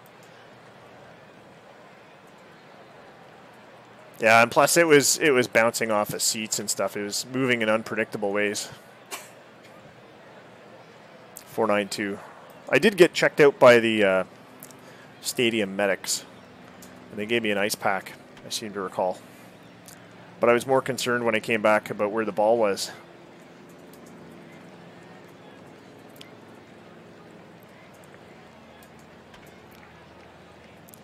Avery with another home run. That's number 8. He's already at half of Bint's number. 9. He's still got 2.5 minutes left. Now he's into double digits. Cletus Avery is smoking them out of this stadium. There's another one. 490 feet. I don't think we've seen anything at 500 feet yet.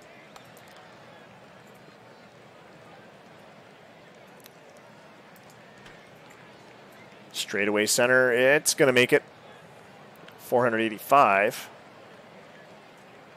12 home runs now for Avery. And still just under 2 minutes to go.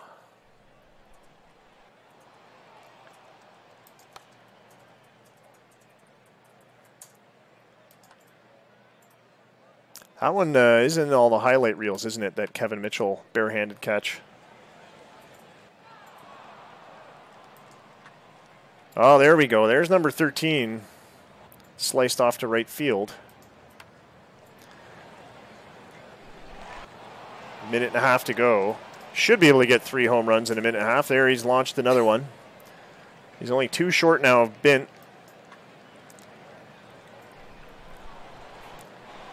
One short. Hammers the leather off of that one to center field. 478 feet. He's tied him. Minute to go. Just needs 1 home run to beat him. And that's the one. Cletus Avery with home run number 17, and he wins. So yes, Cletus Avery of the Nevada Speeders, congrats Jim, has beaten Peyton Bint in the home run derby. And now we can move on to the All-Star game and finish tonight's sim. I warned you guys it'd be a bit of a long one tonight, but that's good. Alrighty. Oh, before we move on, I'll just check the players of the week for the previous week. Bombardier Avery wins the home run challenge. I'm sapped after all that. I'll sleep good tonight. Yeah. So the player of the week for the Metro League was Vic Johnson of the Oilers. Jim's going to retire as a champion. Nice. I like it. And, it's Mike Ryba from the Nomads. Player of the week for the Lake League. Unusual. All right. There we go. All right. We'll advance to Tuesday, July 9th. It is All-Star Day. We're going to do the All-Star game right now.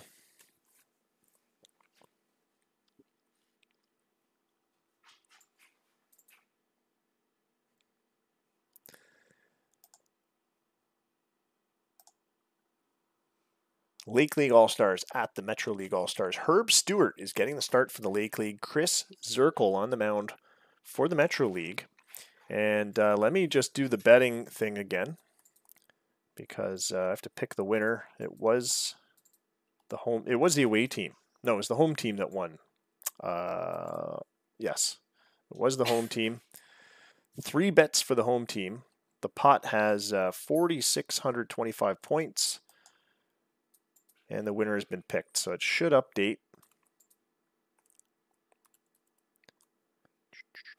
Home team was a winning option. 60% of the bets. Check your points now if you bet for the home team.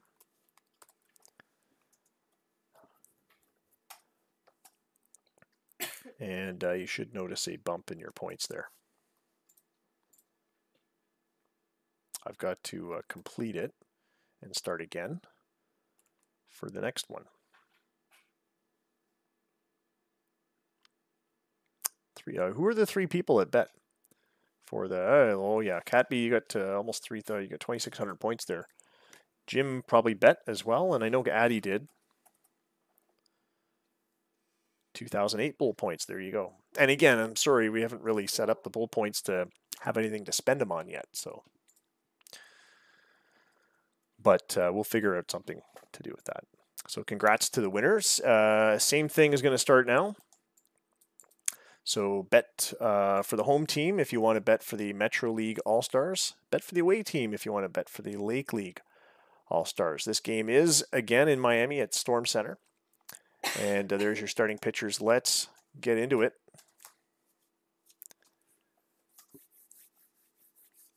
Here's our starters for the All-Star game for 2024. Leonardo Brasco, John Rambo, John Guillot, Mike Ryba. I'm surprised the AI picked Ryba. Joseph Dumoulin and the Candyman, Double M, Makanako Mano, and Sam Idiel. So 4 Toronto players in the starting lineup. 5, Charlie Potter. I am blown away. I think that's all of the Toronto players actually in the starting lineup. Herb Stewart pitching, the Chicago pitcher, is 8-3 this season. Todd Simmons, Sam Idiels. Yeah, so there you go. It's all Chicago and Toronto in the starting lineup except for Leonardo Brasco, the Ravens center fielder who's leading off. Metro League All-Stars. Their lineup is looking like John Hart, Scott Carnell, Danny Sanchez, TK Yang, and Georges Henry, the power trio from the Speeders. Collectively, with looks about to be 70 home runs between the 3 of them. Ricardo Rodriguez. I was looking at Ricardo Rodriguez's home runs. That's 54 home runs between Sanchez, Yang, and Henry. Ricardo Rodriguez, the current batting leader for the Metro League, batting 6th. Jeremy Martin from Miami, Jared Ricci, and Brett Moss. So 5 Nevada players in the starting lineup for the Metro League. Chris Zirkle of Calgary gets the start. He is 10-6 on the season with a 131 whip and a 5.36 ERA. All right, we have got 38,562 fans in attendance. Partly cloudy skies, a very warm 86 degrees this evening with wind blowing out to center at 5 miles an hour. Good luck to players on both teams and GMs on both teams.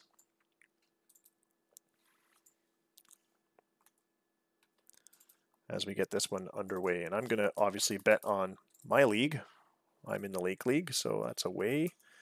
And how many points can I put on there? I don't know. I put 750. How many points do I have? I've got over 1,000 anyway. There we go. All right. So back into the action here. I guess I can get rid of the out-of-town scoreboard since there's no other games going on.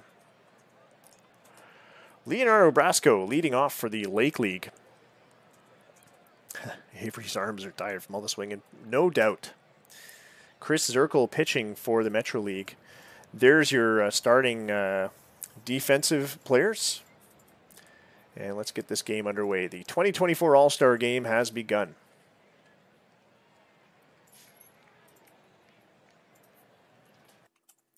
For interest's sake, this is the 32nd annual All-Star Game we've played. And Brasco with a fly ball to right field to start things off.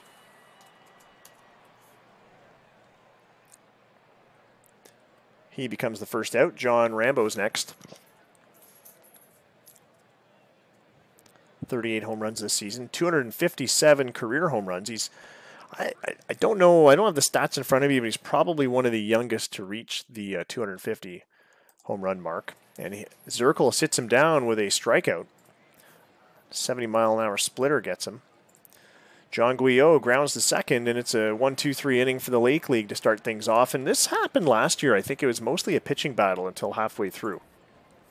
In fact, if I look at last year's box score, which is on the wiki, no, I'm wrong. Lake League, it was all Lake League from the early innings. They ended up winning 17-8.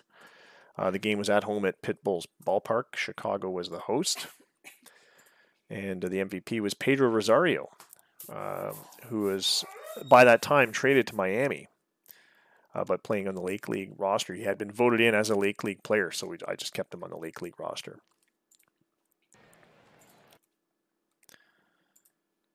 Yes, Rambo has the current all-time record for single-season home runs with 77.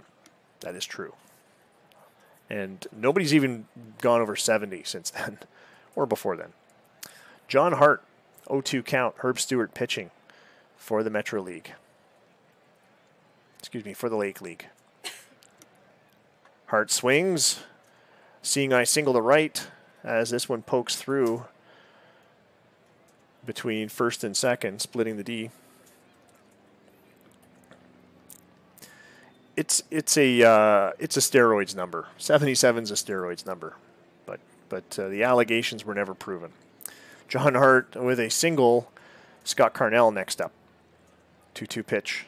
Carnell holds off, but Hart goes for stolen base, no throw, as he moves to second. Full count now. Carnell swings, ground ball to short. They're going to go for the easy out at first. I'm not really sure why the Lake League's not wearing a blue uniform. That was always my intent. But, yeah, that's the way it goes. You can't really set the team colors. There's no easy way to set the team colors because it's not really a team. It's a ad hoc temporary team. Danny Sanchez steps up to the plate with a runner at third and one away. It's a 1-2 count as Stewart winds, delivers. Swing and a miss. Sanchez goes down. And now it's TK Yang. Tak Kyung Yang, who is eliminated by his teammate Avery, if I recall correctly, in the home run derby. I'll have to review the tape later. But I think he was matched up with Avery. Here's the 1-2 count. Swing and a miss. Stewart fans his second batter, and that ends the inning with a runner at third. Top of the second, John Darris comes in to pitch for the Metro League. The left-handed pitcher from California. He's 24 years old. He's a left-handed reliever with a 1-3 record this season and 2 saves. Thanks, Jim. I'm glad you remembered. Mike Ryba is DHing. Don't think he was voted in as a DH, but he's DHing. Here's the 1-2 pitch from Darris. He's plunked by Darris, and he'll trot down to first base. Seems to be no worse for wear. And that'll bring up Joseph Dumoulin, the left fielder from Toronto. One of a trio of Toronto players. 4 in total to make the roster. Line drive to left. It drops in and played by Rodriguez back into the infield quickly. It's just a single for Dumoulin. Ryba moves to second base. And a third Toronto player, Makanako Amano, the Candyman, formerly of Chicago, is up to the plate for a first at-bat. Darris, 2-2 count. Winds, delivers. Candyman goes to second. There's going to be no double play. Carnell plays it to the shortstop, Sanchez. Ryba moves to third. Mano safe at first on the fielder's choice. Here's Sam Idiels. Pardon me, he's the fourth Toronto player. Potter's the fifth.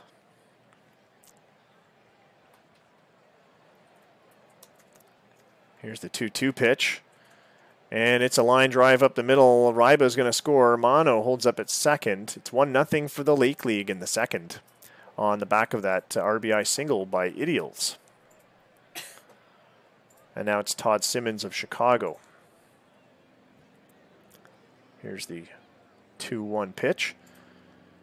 Ground ball in front of the plate. They're going to go to second to try to get Idiels. And do they get him? Yeah, they get one.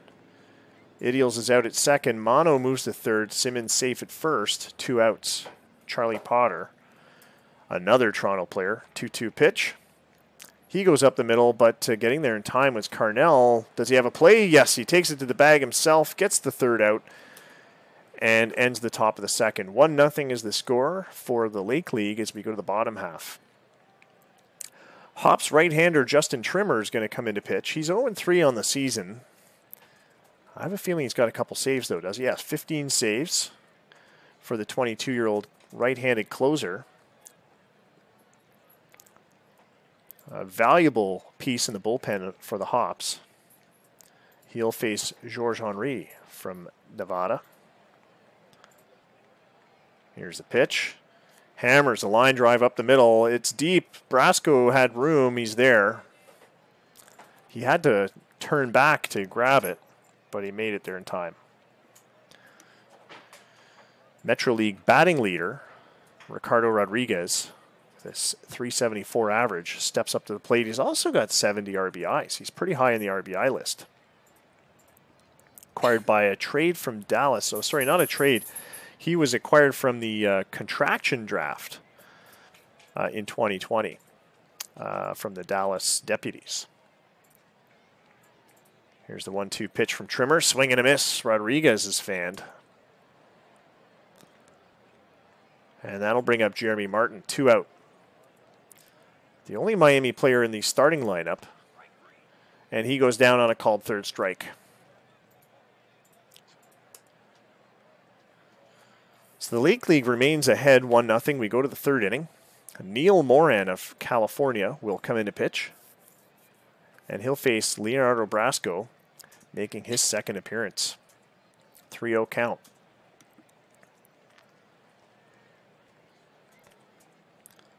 And it's a split fastball.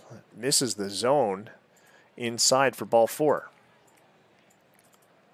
Moran always had struggles with control. He's allowed 45 walks this season.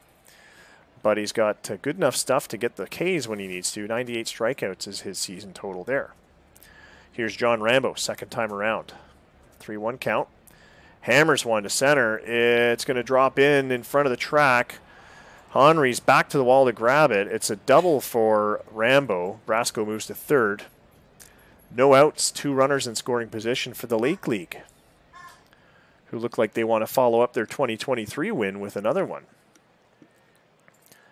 John Guillot, another Chicago piece, is in the lineup, and he's back up to the plate. Moran facing him down, 3-0 count. Misses inside for ball 4. Looks like he was hammering the inside, low and inside area and missing the zone every time. Bases loaded, no outs. Mike Raba at the plate. 0-1 pitch. It's up in the air to right field. Chasing it down, it's going to be Hart. Makes a quick throw home, and Brasco is safe. Second run comes in for the Lake League. A sac fly from Mike Ryba to right field. Rambo at second is the next runner on the base paths who can score. Will he score on Joseph Dumoulin's at bat? Here's a pitch. This one gets away from Brett Moss, the catcher.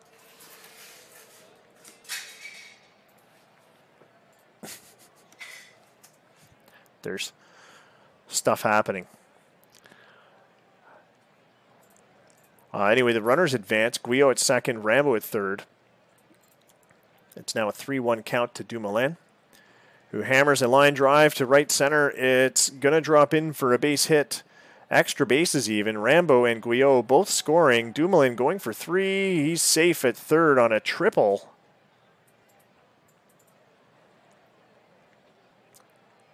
Yeah, it's a triple. That clears the bases, obviously. 2 more runs come in. It's 4-0 for the Lake League. Makanakawa Mano for his second at-bat. Moran getting rocked here. So far, he will get tagged with the loss, I think. Actually, did he pitch? No, he didn't pitch the second inning, did he? Ball 4 in the dirt. That's going to have Idials up to the plate. Mono at first, Dumoulin at third. It's all Toronto on the field right now for the batting team. 2-1 pitch. Idials hammers it center field. It's going to drop in for a base hit. And another run scores for the Lake League. So they may have lost the Future Stars game, but the Lake League is trying their best to make sure they don't lose the actual All-Star game. Al Mota is going to come in to pitch the Nevada starter. Picked up his 100th career win this season. So far this season, he's 5-5 with a 4.46 ERA, but he's having a very, very decent year. 101 wins, 49 losses. Good career numbers by any stretch. Started every game he's ever played. He's never been a relief pitcher. 1,331 career strikeouts. It's been a while since he's been able to get up to 200 strikeouts in a season. But he's come close the last 2 seasons. He may get there this season. He's going to pitch to Todd Simmons. Simmons' second time around. And the lefty, Mota, gives up a base hit to Simmons. Mono rounding third. He's coming home. It's 6-0 for the Lake League. Idials at second. Charlie Potter back up to the plate. Another Toronto feature in the starting roster, starting lineup. And Potter flies out to right. 2 outs now. Brasco back up again for a third plate appearance. He'll face a full count. Here's the payoff pitch. Strike 3, and he goes down. And that'll end the inning. So the Lake League get 5 runs, but strand 2 before Mota puts out the fire. And Metro League up to the plate. Jared Ricci is going to face Morgan Marley. Ricci, the DH, making his first at-bat here. 2021 draft pick is already at the top level. 3-1 pitch. Right-hander Marley winds up. And it's a hard fly ball to center field. Getting over there, not in time. Brasco comes up short. It's a home run. Without the wind, maybe a playable ball for Brasco. But Metro League get one on the board on a Jared Ricci solo shot to start off the third inning. Brett Moss, the catcher, steps up to the plate. He's had a hot season, batting .320 with a .396 on base percentage to give him .892 OPS. I know it's really on base plus slugging. 7 home runs, 43 RBIs. Here's the 0-2 count. Marley sends it in there, sends Moss back to the dugout on strikes. John Hart next. That's right, Moss is a rookie. So All-Star in his rookie year, I would say it's putting him in pretty good contention for Rookie of the Year. John Hart next up. Another, he's the first Miami player in the lineup. There, Martin was the other one. Ground ball to second, and he is out. Here's Scott Carnell, the only Calgary player in the starting lineup. Hammers a line drive to left. It drops in for a base hit. Dumoulin has it quickly, but Carnell at first with 2 out. Here's Danny Sanchez. .345 is his average this season. Take a quick look at the veteran, 37-year-old veteran. You know, I don't know how many baseball players are hitting in the mid-300s at age 37, but Golden Boy Sanchez certainly is. Formerly played for Norfolk for a long, long time before joining Nevada in the contraction draft. And hasn't led the league in batting since then, but has had several good years, including a 6.2 WAR year back in 2022. He's never been much of a home run hitter, although he's had some double-digit seasons. But what he does well is get on base. And he does that by hitting and walking. Let's see which he does today. 2-1 count. Marley sends it in there. Line drive down the first baseline into the corner. That's going to be a base hit for Sanchez, his first tonight.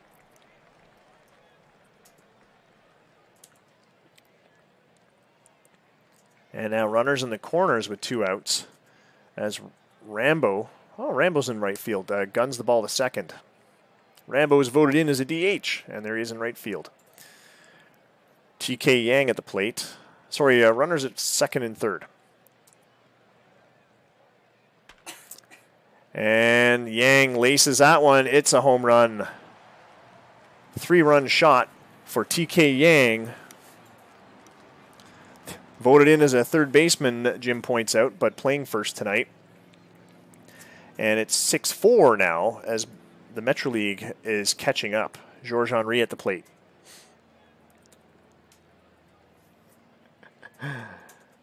Yeah, that's true, eh? Here's the 1-1 pitch. Ground ball to third. The long throw across the diamond will get the third out that the Lake League need to get out of this. But they give up 4 runs in the third. Morgan Marley does. And it's 6-4 as we go to the fourth. Lake League up again. Florian Leroy, the current batting leader for the Lake League and Ohio batting star. 382 is his season average. He'll face Almota. Almota came in the third to put out the fire. We'll see how he fares against the Lake League's top hitter. Leroy grounds to third, and it's an easy play for Martin to Yang for 1 out. Sirio Damares, Boston Brawlers. I believe he was voted in as he's a third baseman. He's going to pinch hit. 1-1 count. Ground ball up there, a line drive up the middle. Into Henry's glove after a couple of bounces. Damares with a single. Mike Ryba back up to the plate. Has a run scored and a run batted in.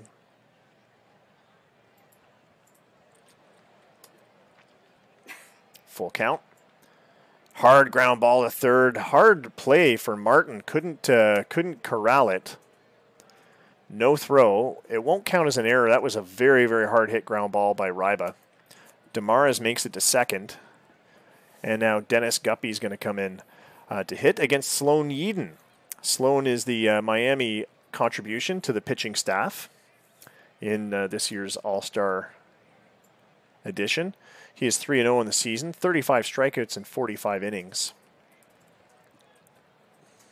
He'll face Dennis Guppy, who is coming in to pinch hit. 1-0 count. Guppy swings. It's a bloop base hit to center field to load the bases with 1 out. Damares at third, Ryba at second, Guppy leading off at first base. Peyton Bint, his teammate, comes in to pinch hit. Bint has 27 home runs on the season and is hitting .324 this year. Yeadon, 3-1 count. Winds up, delivers. Line drive that splits the D on the right side between first and second, and that's going to have Damares scoring and Ryba. Two runs come in on that single by Bint, and it's 8-4 for the Lake League. Ricky Gonzalez next up. Here's the 1-0 count. Swing, pop up to the infield. Yeadon is there, but he's called off by the shortstop Sanchez, who is by far the superior fielder, and it's a good call. Kian Matundu now coming in to pinch hit. He is one of the New York Dragons' contributions to the Lake League roster. 2 out, Guppy at second, Bint at first. Here's the pitch from Yeadon. Ground ball to first. Yang has to find Yeadon at first, and he does. Lake League put 2 more on the board, but they are out, stranding 2. It's 8-4 as we go to the bottom of the 4th inning. Ohio Oxen Rusty Rowe comes into relief. Rusty's having a very good year. All things considered, 12 saves. He's 5-5 in the win-loss department, but 12 saves, 42 strikeouts, 39 innings. He is well on track for a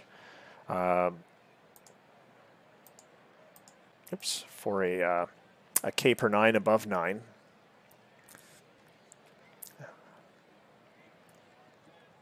The $19.9 million 35-year-old reliever from Halifax. But he's still pitching strong. Betting's still open. Don't forget to post your bets. I'll just check that right now. It's only 2 bets in. Did it not take my bet? It didn't take my bet, I don't think, for the... Oh, no, nobody's bet for the home team. Everyone's bet for the away team. Just refreshing it just to make sure. But throw your bets in. I mean, it's looking like the away team's going to win now, but Ricardo Rodriguez at the plate, the Metro League batting leader, around once again. Rusty Rowe pitching. Here's the 1-2 pitch.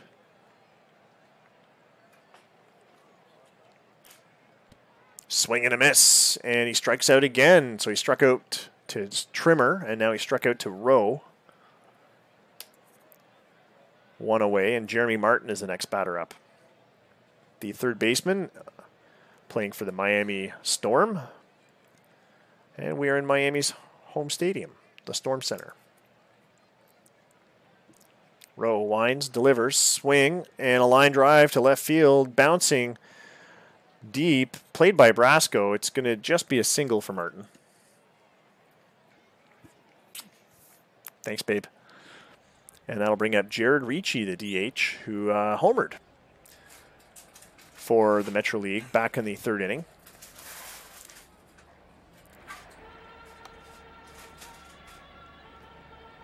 Grounds the 3rd here, and... Oh.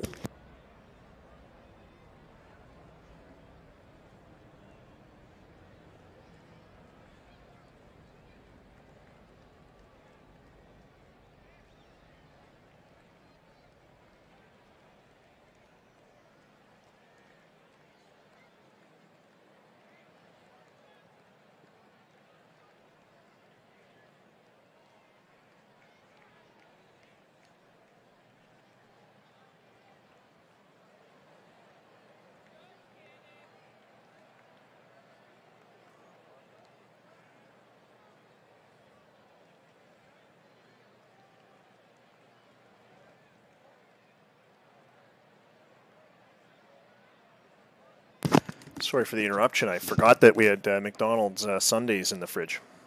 So I got to get eaten. Jared Ricci at the plate. 2 out.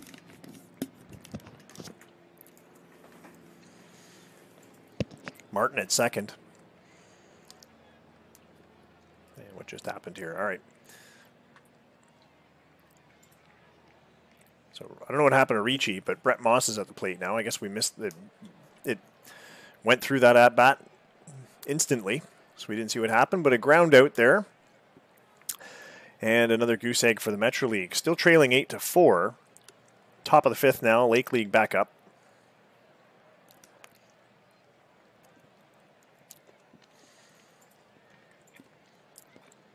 Charlie Potter up for his 3rd time around.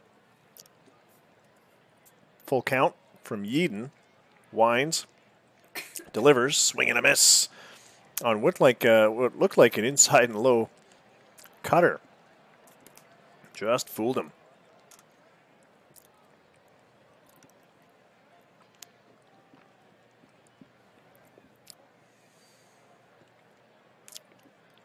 Dusty Binns pinch hitting, the right fielder. Hitting .298 this season with 16 home runs for Chicago. 0-1 pitch from Yeadon. A bouncing ground ball past the second baseman, Carnell, into right field. Base hit for Dusty Binns. Lake League batting leader Florian Leroy is back up.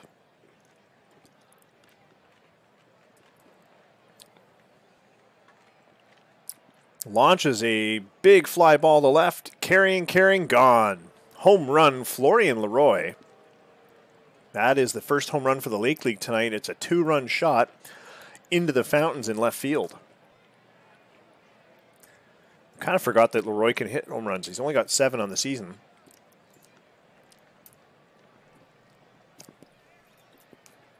A 414-footer.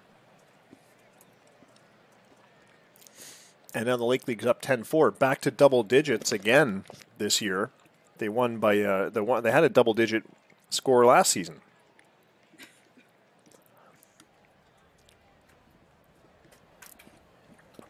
And now Stefan Skuse is going to come in to pitch from Houston.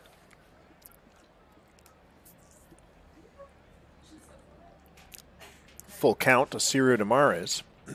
Draws a walk. And he'll take his base at first. Jim Hooper back up again. What does I say? Oh, it's probably a first at bat for Hooper.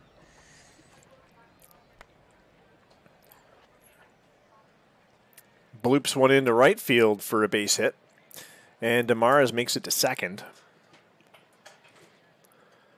And that'll bring up Dennis Guppy. 1 out. Runner at first and second. 3-0 count from Skuse, who winds, misses, ball 4. Low and inside, and that's going to put Bint at the plate with bases loaded. 1 out. Betting is closed, so just 2 bets for the away team. Nobody bet on the home team. Wonder why. Peyton Bint, full count. Here's the payoff pitch from Skuse. Misses inside for ball 4. Bint has walked home the 11th run for the Lake League. Damares has scored his 2nd run tonight. Ricky Gonzalez, shortstop for the Chicago Pitbulls. The 2-2 pitch. Hammers a line drive to center field. Henry's there, but they're going to be giving up 2 runs at least. Hooper and Guppy scoring. And it is a blowout once again for the Lake League this year.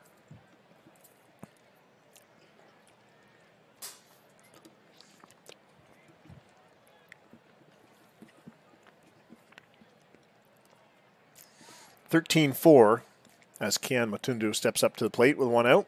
And he puts one over center fielder Georges Henry's head back to the wall. Another run scores. Bint all the way from second.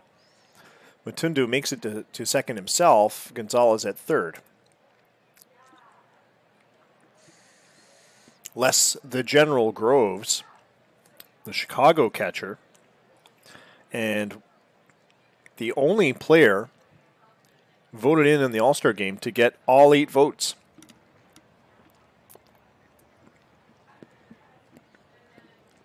He'll face Ben Ego of Houston, who's come in to relieve Stefan Skuse, his fellow teammate. 1-2 pitch. Swing and a miss. Groves goes down on strikes. And now there's 2 outs on the board for Dusty Binns, another Chicago piece. 1-0 pitch. Hammers this one right to second base. Carnell with an easy play to first.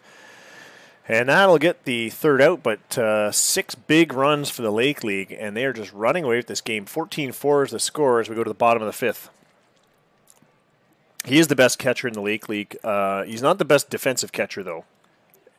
He'll never win the defensive award, but he's definitely the best offensive catcher. He's not terrible as a defensive catcher. He's just not as good as some of the other ones. Metro's hurler Nelson Silverio comes in to pitch. But a guy that gets you a 363 average, 20-plus home runs and 60-plus RBIs, I mean, if he was that bad as a catcher, you just make him a DH. Silverio is going to pitch to John Hart. Hart making his 3rd plate appearance. Haven't seen too many substitutions come in for the Metro League. Hart gets plunked. And he'll take his base. Here's Scott Carnell. 1-2 pitch. Strike 3 called. Carnell doesn't even get the bat off his shoulder. Silverio sends him packing.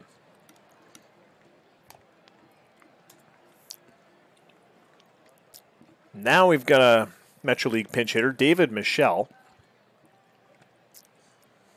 of the Arizona Cowboys. Comes in to pinch hit. He is a second baseman. He may slot in at second base. There is Scott Carnell also in the lineup. Hitting .355 this season with 18 home runs. Here's a 2-1 pitch. And it's a slow roller back to the mound. Silverio's off the mound, throws to first, not in time. Infield hit for Michelle. Hart moves to second. 1 out. Here's Jorge Velasquez.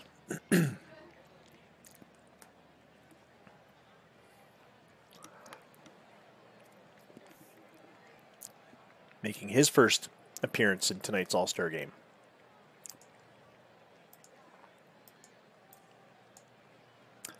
Does he even have any other All-Star appearances? Yeah, he's a 2-time selection.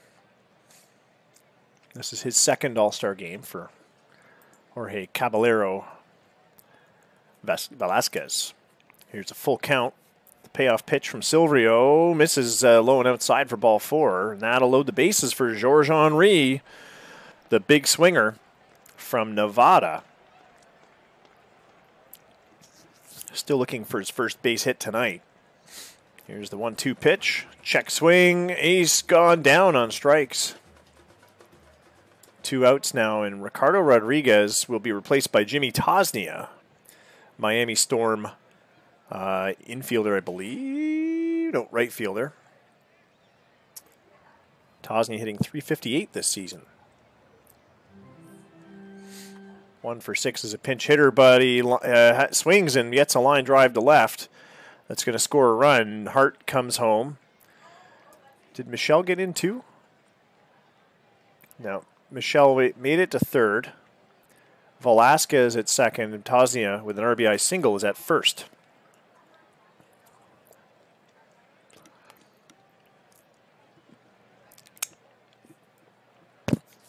Nate Kavanaugh from Calgary is the next batter up. Here's a swing, a fly ball to right, but it's shallow. And Florian Leroy camps under it for out number 3. Metro League get a run, but it's not. It's just the one. Hasn't caught them up too much. They're still trailing by 9 runs. It's 14-5 for the Lake League All-Stars as we go to the 6th. Tonight's game, tonight's 2024 All-Star game, brought to you by McDonald's Hot Fudge Sundaes. The fudge isn't hot anymore because I'd stuck it in the fridge to eat my burger. Florian Leroy will lead off the 6th for the Lake League. Ben Ego winds up, pitches, ground ball in front of, partway down the third baseline, and Moss was out to try to field it, couldn't get there in time. Florian Leroy, very speedy, made it down to first base to beat out the throw for an infield hit. Second hit of the game for Florian Leroy. He's well on his way with his 2 RBIs and his home run to being named MVP. If I'm not mistaken, that might be the first Ohio All-Star MVP we've had. Keeping in mind we don't have full stats from previous All-Star games. I think we're only able to reliably go back to 2016. But let me check. Have we ever had... Tyrannosaurus was MVP back in 2016.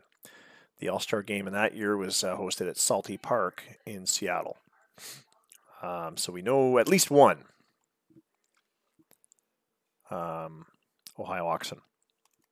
That was the year the Oxen won the Bull Cup. Oops. Siri Damares at the plate. Here's the 1-1 count. A pop up to deep shortstop. Carnell makes the play. One out on the board. Here's Jim Hooper DHing. He had a hit his first time around.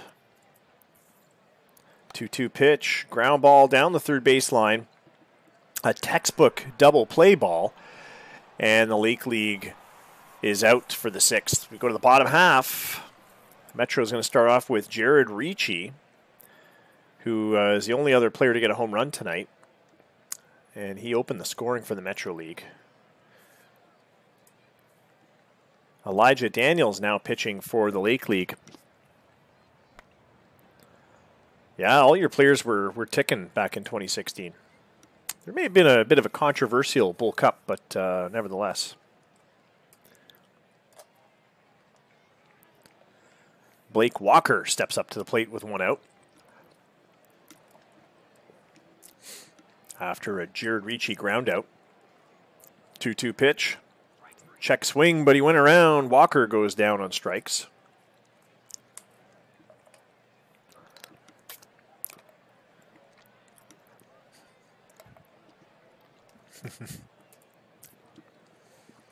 Omar Little makes his first appearance in the 2024 Metro League All-Star game for the Metro League. This is his second All-Star game.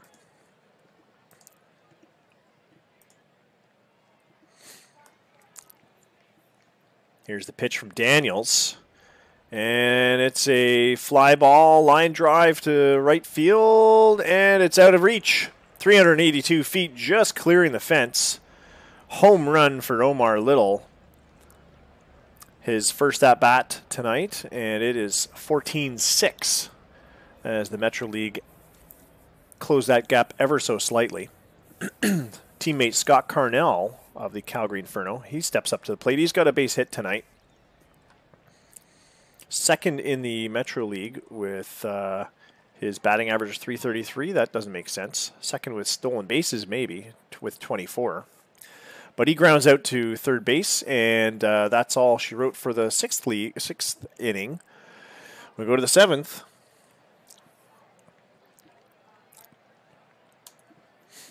There's the 0-1 count.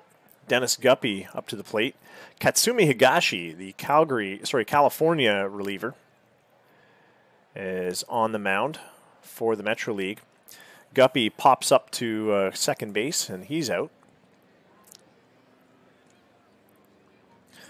Some award-winning Platinum Glovers in the infield now. Kavanaugh, Carnell, Velasquez, George Henry in center field. Here's Higashi pitching to Peyton Bint.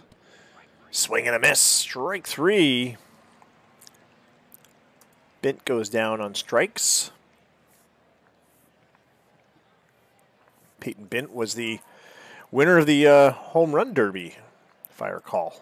Did he not just win that? Oh no, it was Avery, wasn't it? Bint beat out his teammate Rambo though, didn't he? Ricky Gonzalez. Hey, Ben's here. 3-1 pitch. Gonzalez draws a walk out of Higashi, his first base on balls tonight. And now Kian Matundu at the plate. Higashi winds, delivers. Matundu swings. It's going to drop into left field for a base hit. Gonzalez holds up at second. 17th hit of the game for the Lake League. And they are turning it into another blowout just like last season. Yeah, 2023 was also a blowout for, if you're just joining us, Scott and Ben. If you don't recall, last year it was 17-8 for the Lake League. We're approaching that score. It's 14-6 right now. But last year, the Lake League were the home team. And this might be our biggest, well, we had a 10-run blowout in 2019. Lake League won 13-3. The Ravens were the home team that year. The host team, I should say.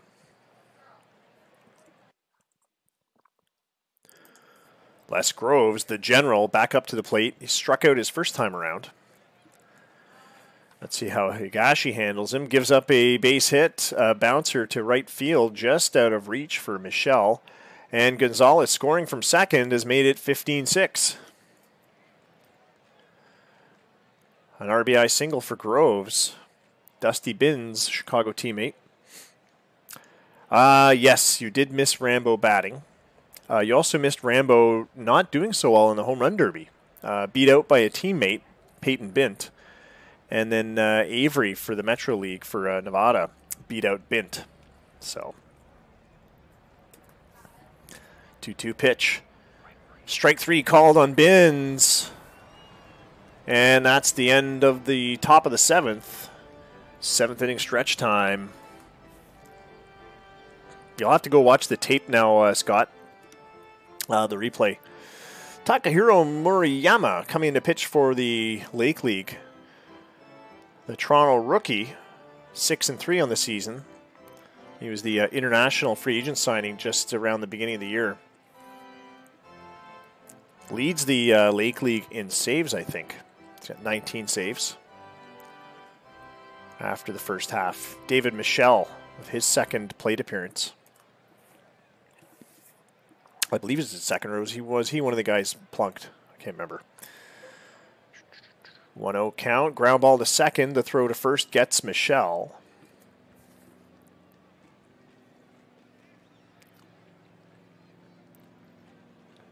And now Jorge Velasquez up to the plate. One away. 3-1 pitch. Murayama winds, delivers. Ground ball to short. Carnell plays this one to first. Excuse me. Gonzalez plays this one to first. Bint makes the catch. 2 away. George Henry now. Full count, 2 out. Payoff pitch. Strike 3 on an inside fastball, 99 miles an hour. Whew, way inside and low. And that is the end of the 7th. Go to the top of the 8th. Lake League storming on along back to a 9-run lead.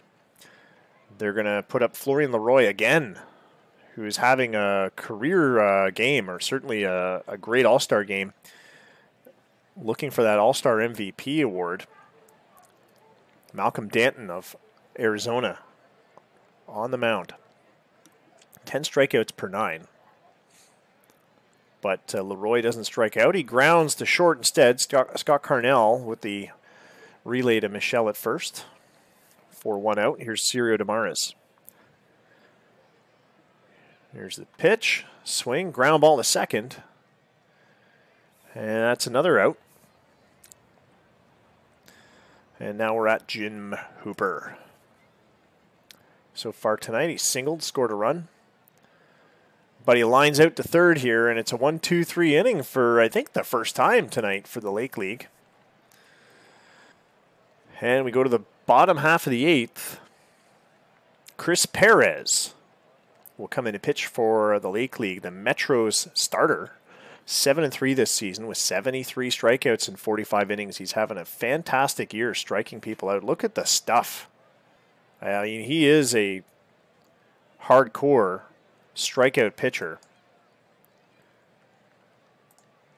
This is his second All-Star selection. Was an All-Star last year, I would imagine. 11-5 was his record last year, 29 saves. And Perez is 7-3 with 16 saves. Oh, I guess he's a reliever. But he's working on a changeup. Who knows? You never know. He might come in as a starter one year if he can figure out that changeup. Perez pitching to Jimmy Tosnia. 2-2 pitch.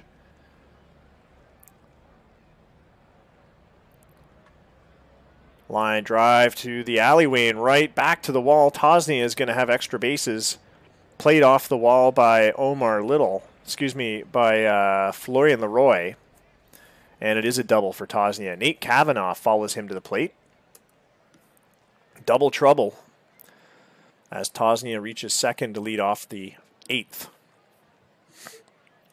Still a lot of runs to make up, but hey, every rally starts with a hit, right? Strike 3 to Nate Kavanaugh. He goes down. Perez not shying away and relies on his power pitch there. It's a 1-2 pitch to Cletus Avery. Swing and a miss. Avery was the who's now come into DH, was the home run derby winner of this year's home run derby. Blake Walker at the plate. 1-1 pitch, 2 out. Ground ball to first, played easily to the bag by Bint, and the 8th is over as the Metro League strand a runner. Unable to convert Tosnia. Metro League take to the field again. Malcolm Danton's going to start the 9th. I don't know how many relievers they have left now. They have just Ron Alder, and he's very, very, very, very tired. He's 21% exhausted. He might have an inning left in him. Maybe I should have put more pitchers on here, more than 10. Oh, we'll see. Could always get Kim or Covey to pitch as well. Danton's going to pitch to Dennis Guppy. He's making a 4th plate appearance. Swing and a miss. Strike 3. He goes down on strikes. Is there anyone in the Lake League that hasn't batted yet? No, everyone's been rotated in. So they're out of batters. Peyton Bint up to the plate. 1-2 pitch. Pop up to first base. Michelle makes the catch. And that'll bring up Ricky Gonzalez. 2 outs in the top of the 9th. Danton winds up, and it's an infield pop-up as well. Playable for the first baseman again. Michelle makes the out, and it's a 3-up, 3-down inning for the Lake League. We go to the bottom of the 9th. Metro League has 9 runs to make up as they are losing 15-6. Omar coming. He homered his first at-bat when he came in the, was it the 6th inning? Solo shot. Here's a 2-1 pitch. He tried to get that one out of the park, but tailed off to right field. Florian Leroy made the catch.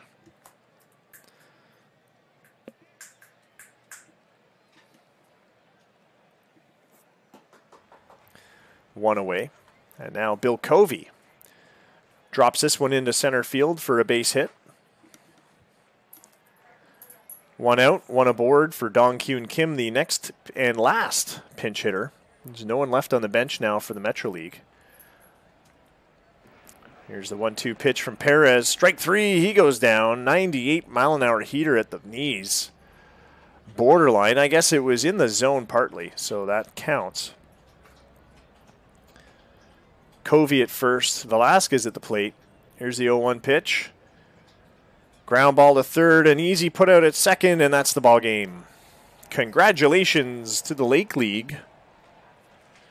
A hard-won, hard-fought effort, and the away team has won. 1,650 points in that loyalty pot, and there you go. Both of the bets went to the away team. Joseph Dumoulin was picked the MVP. I'm surprised, actually, because Florian Leroy had a much better game. Well, you know what? It's hard to say. Dumoulin did go 2 for 2 with 2 RBIs, but Leroy 2 for 4 with a run and 2 RBIs. I don't know. I still would have given it to Florian Leroy. But hey, the game does what the game does. The winning pitcher was Justin Trimmer of Milwaukee, the young closer for Milwaukee. His pitching in his first All-Star game, I believe. Yeah, first time All-Star. Hot Rod is his nickname. He picks up his the win in this very exciting run-filled game. The loss was tagged on to Darris of California, John Darris. And that's it. Joseph Dumoulin, player of the game. 38,562 fans at the Storm Center for this year's edition. And I got to fix that logo. It's too big. Anyway, 15-6 was your final. Lake League wins.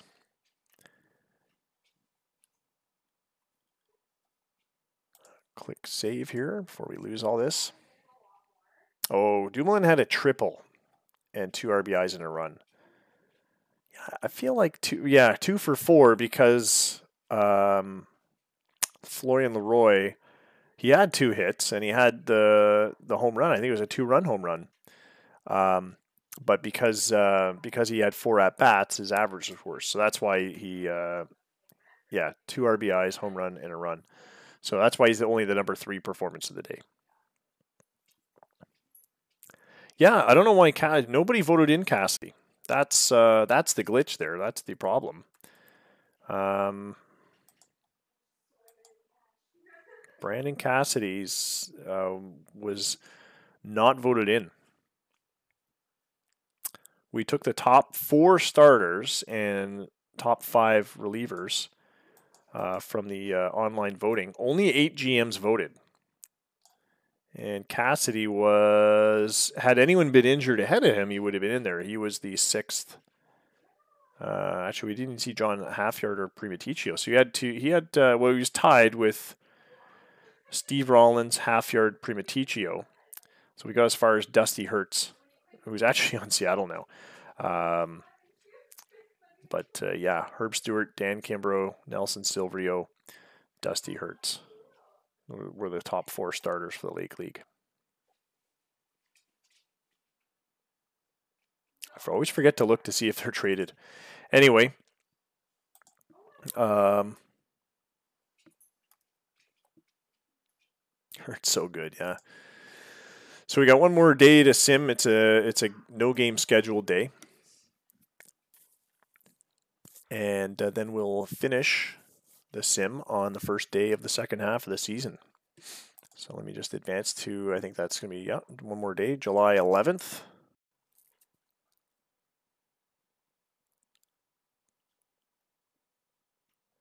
There we go. Thursday, July 11th, 2024.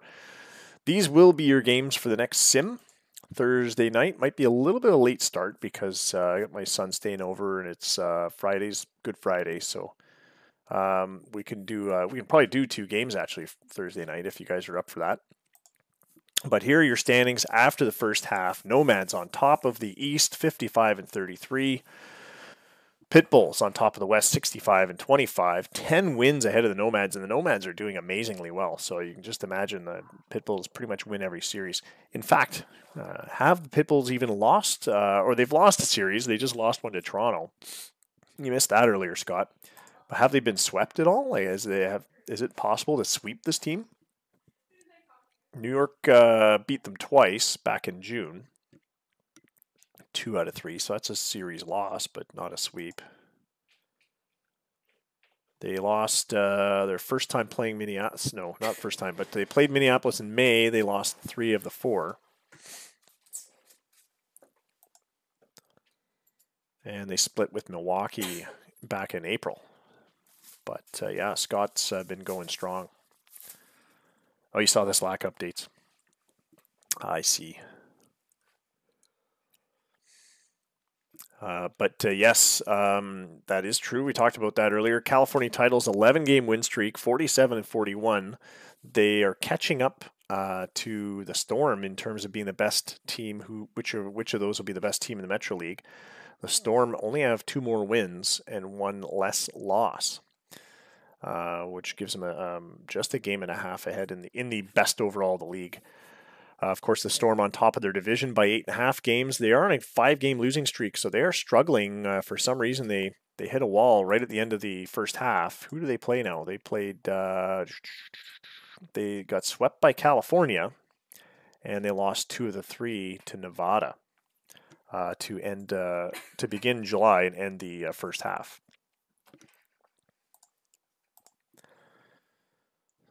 So California, the beneficiary of those some of those 5 losses that the Storm put up.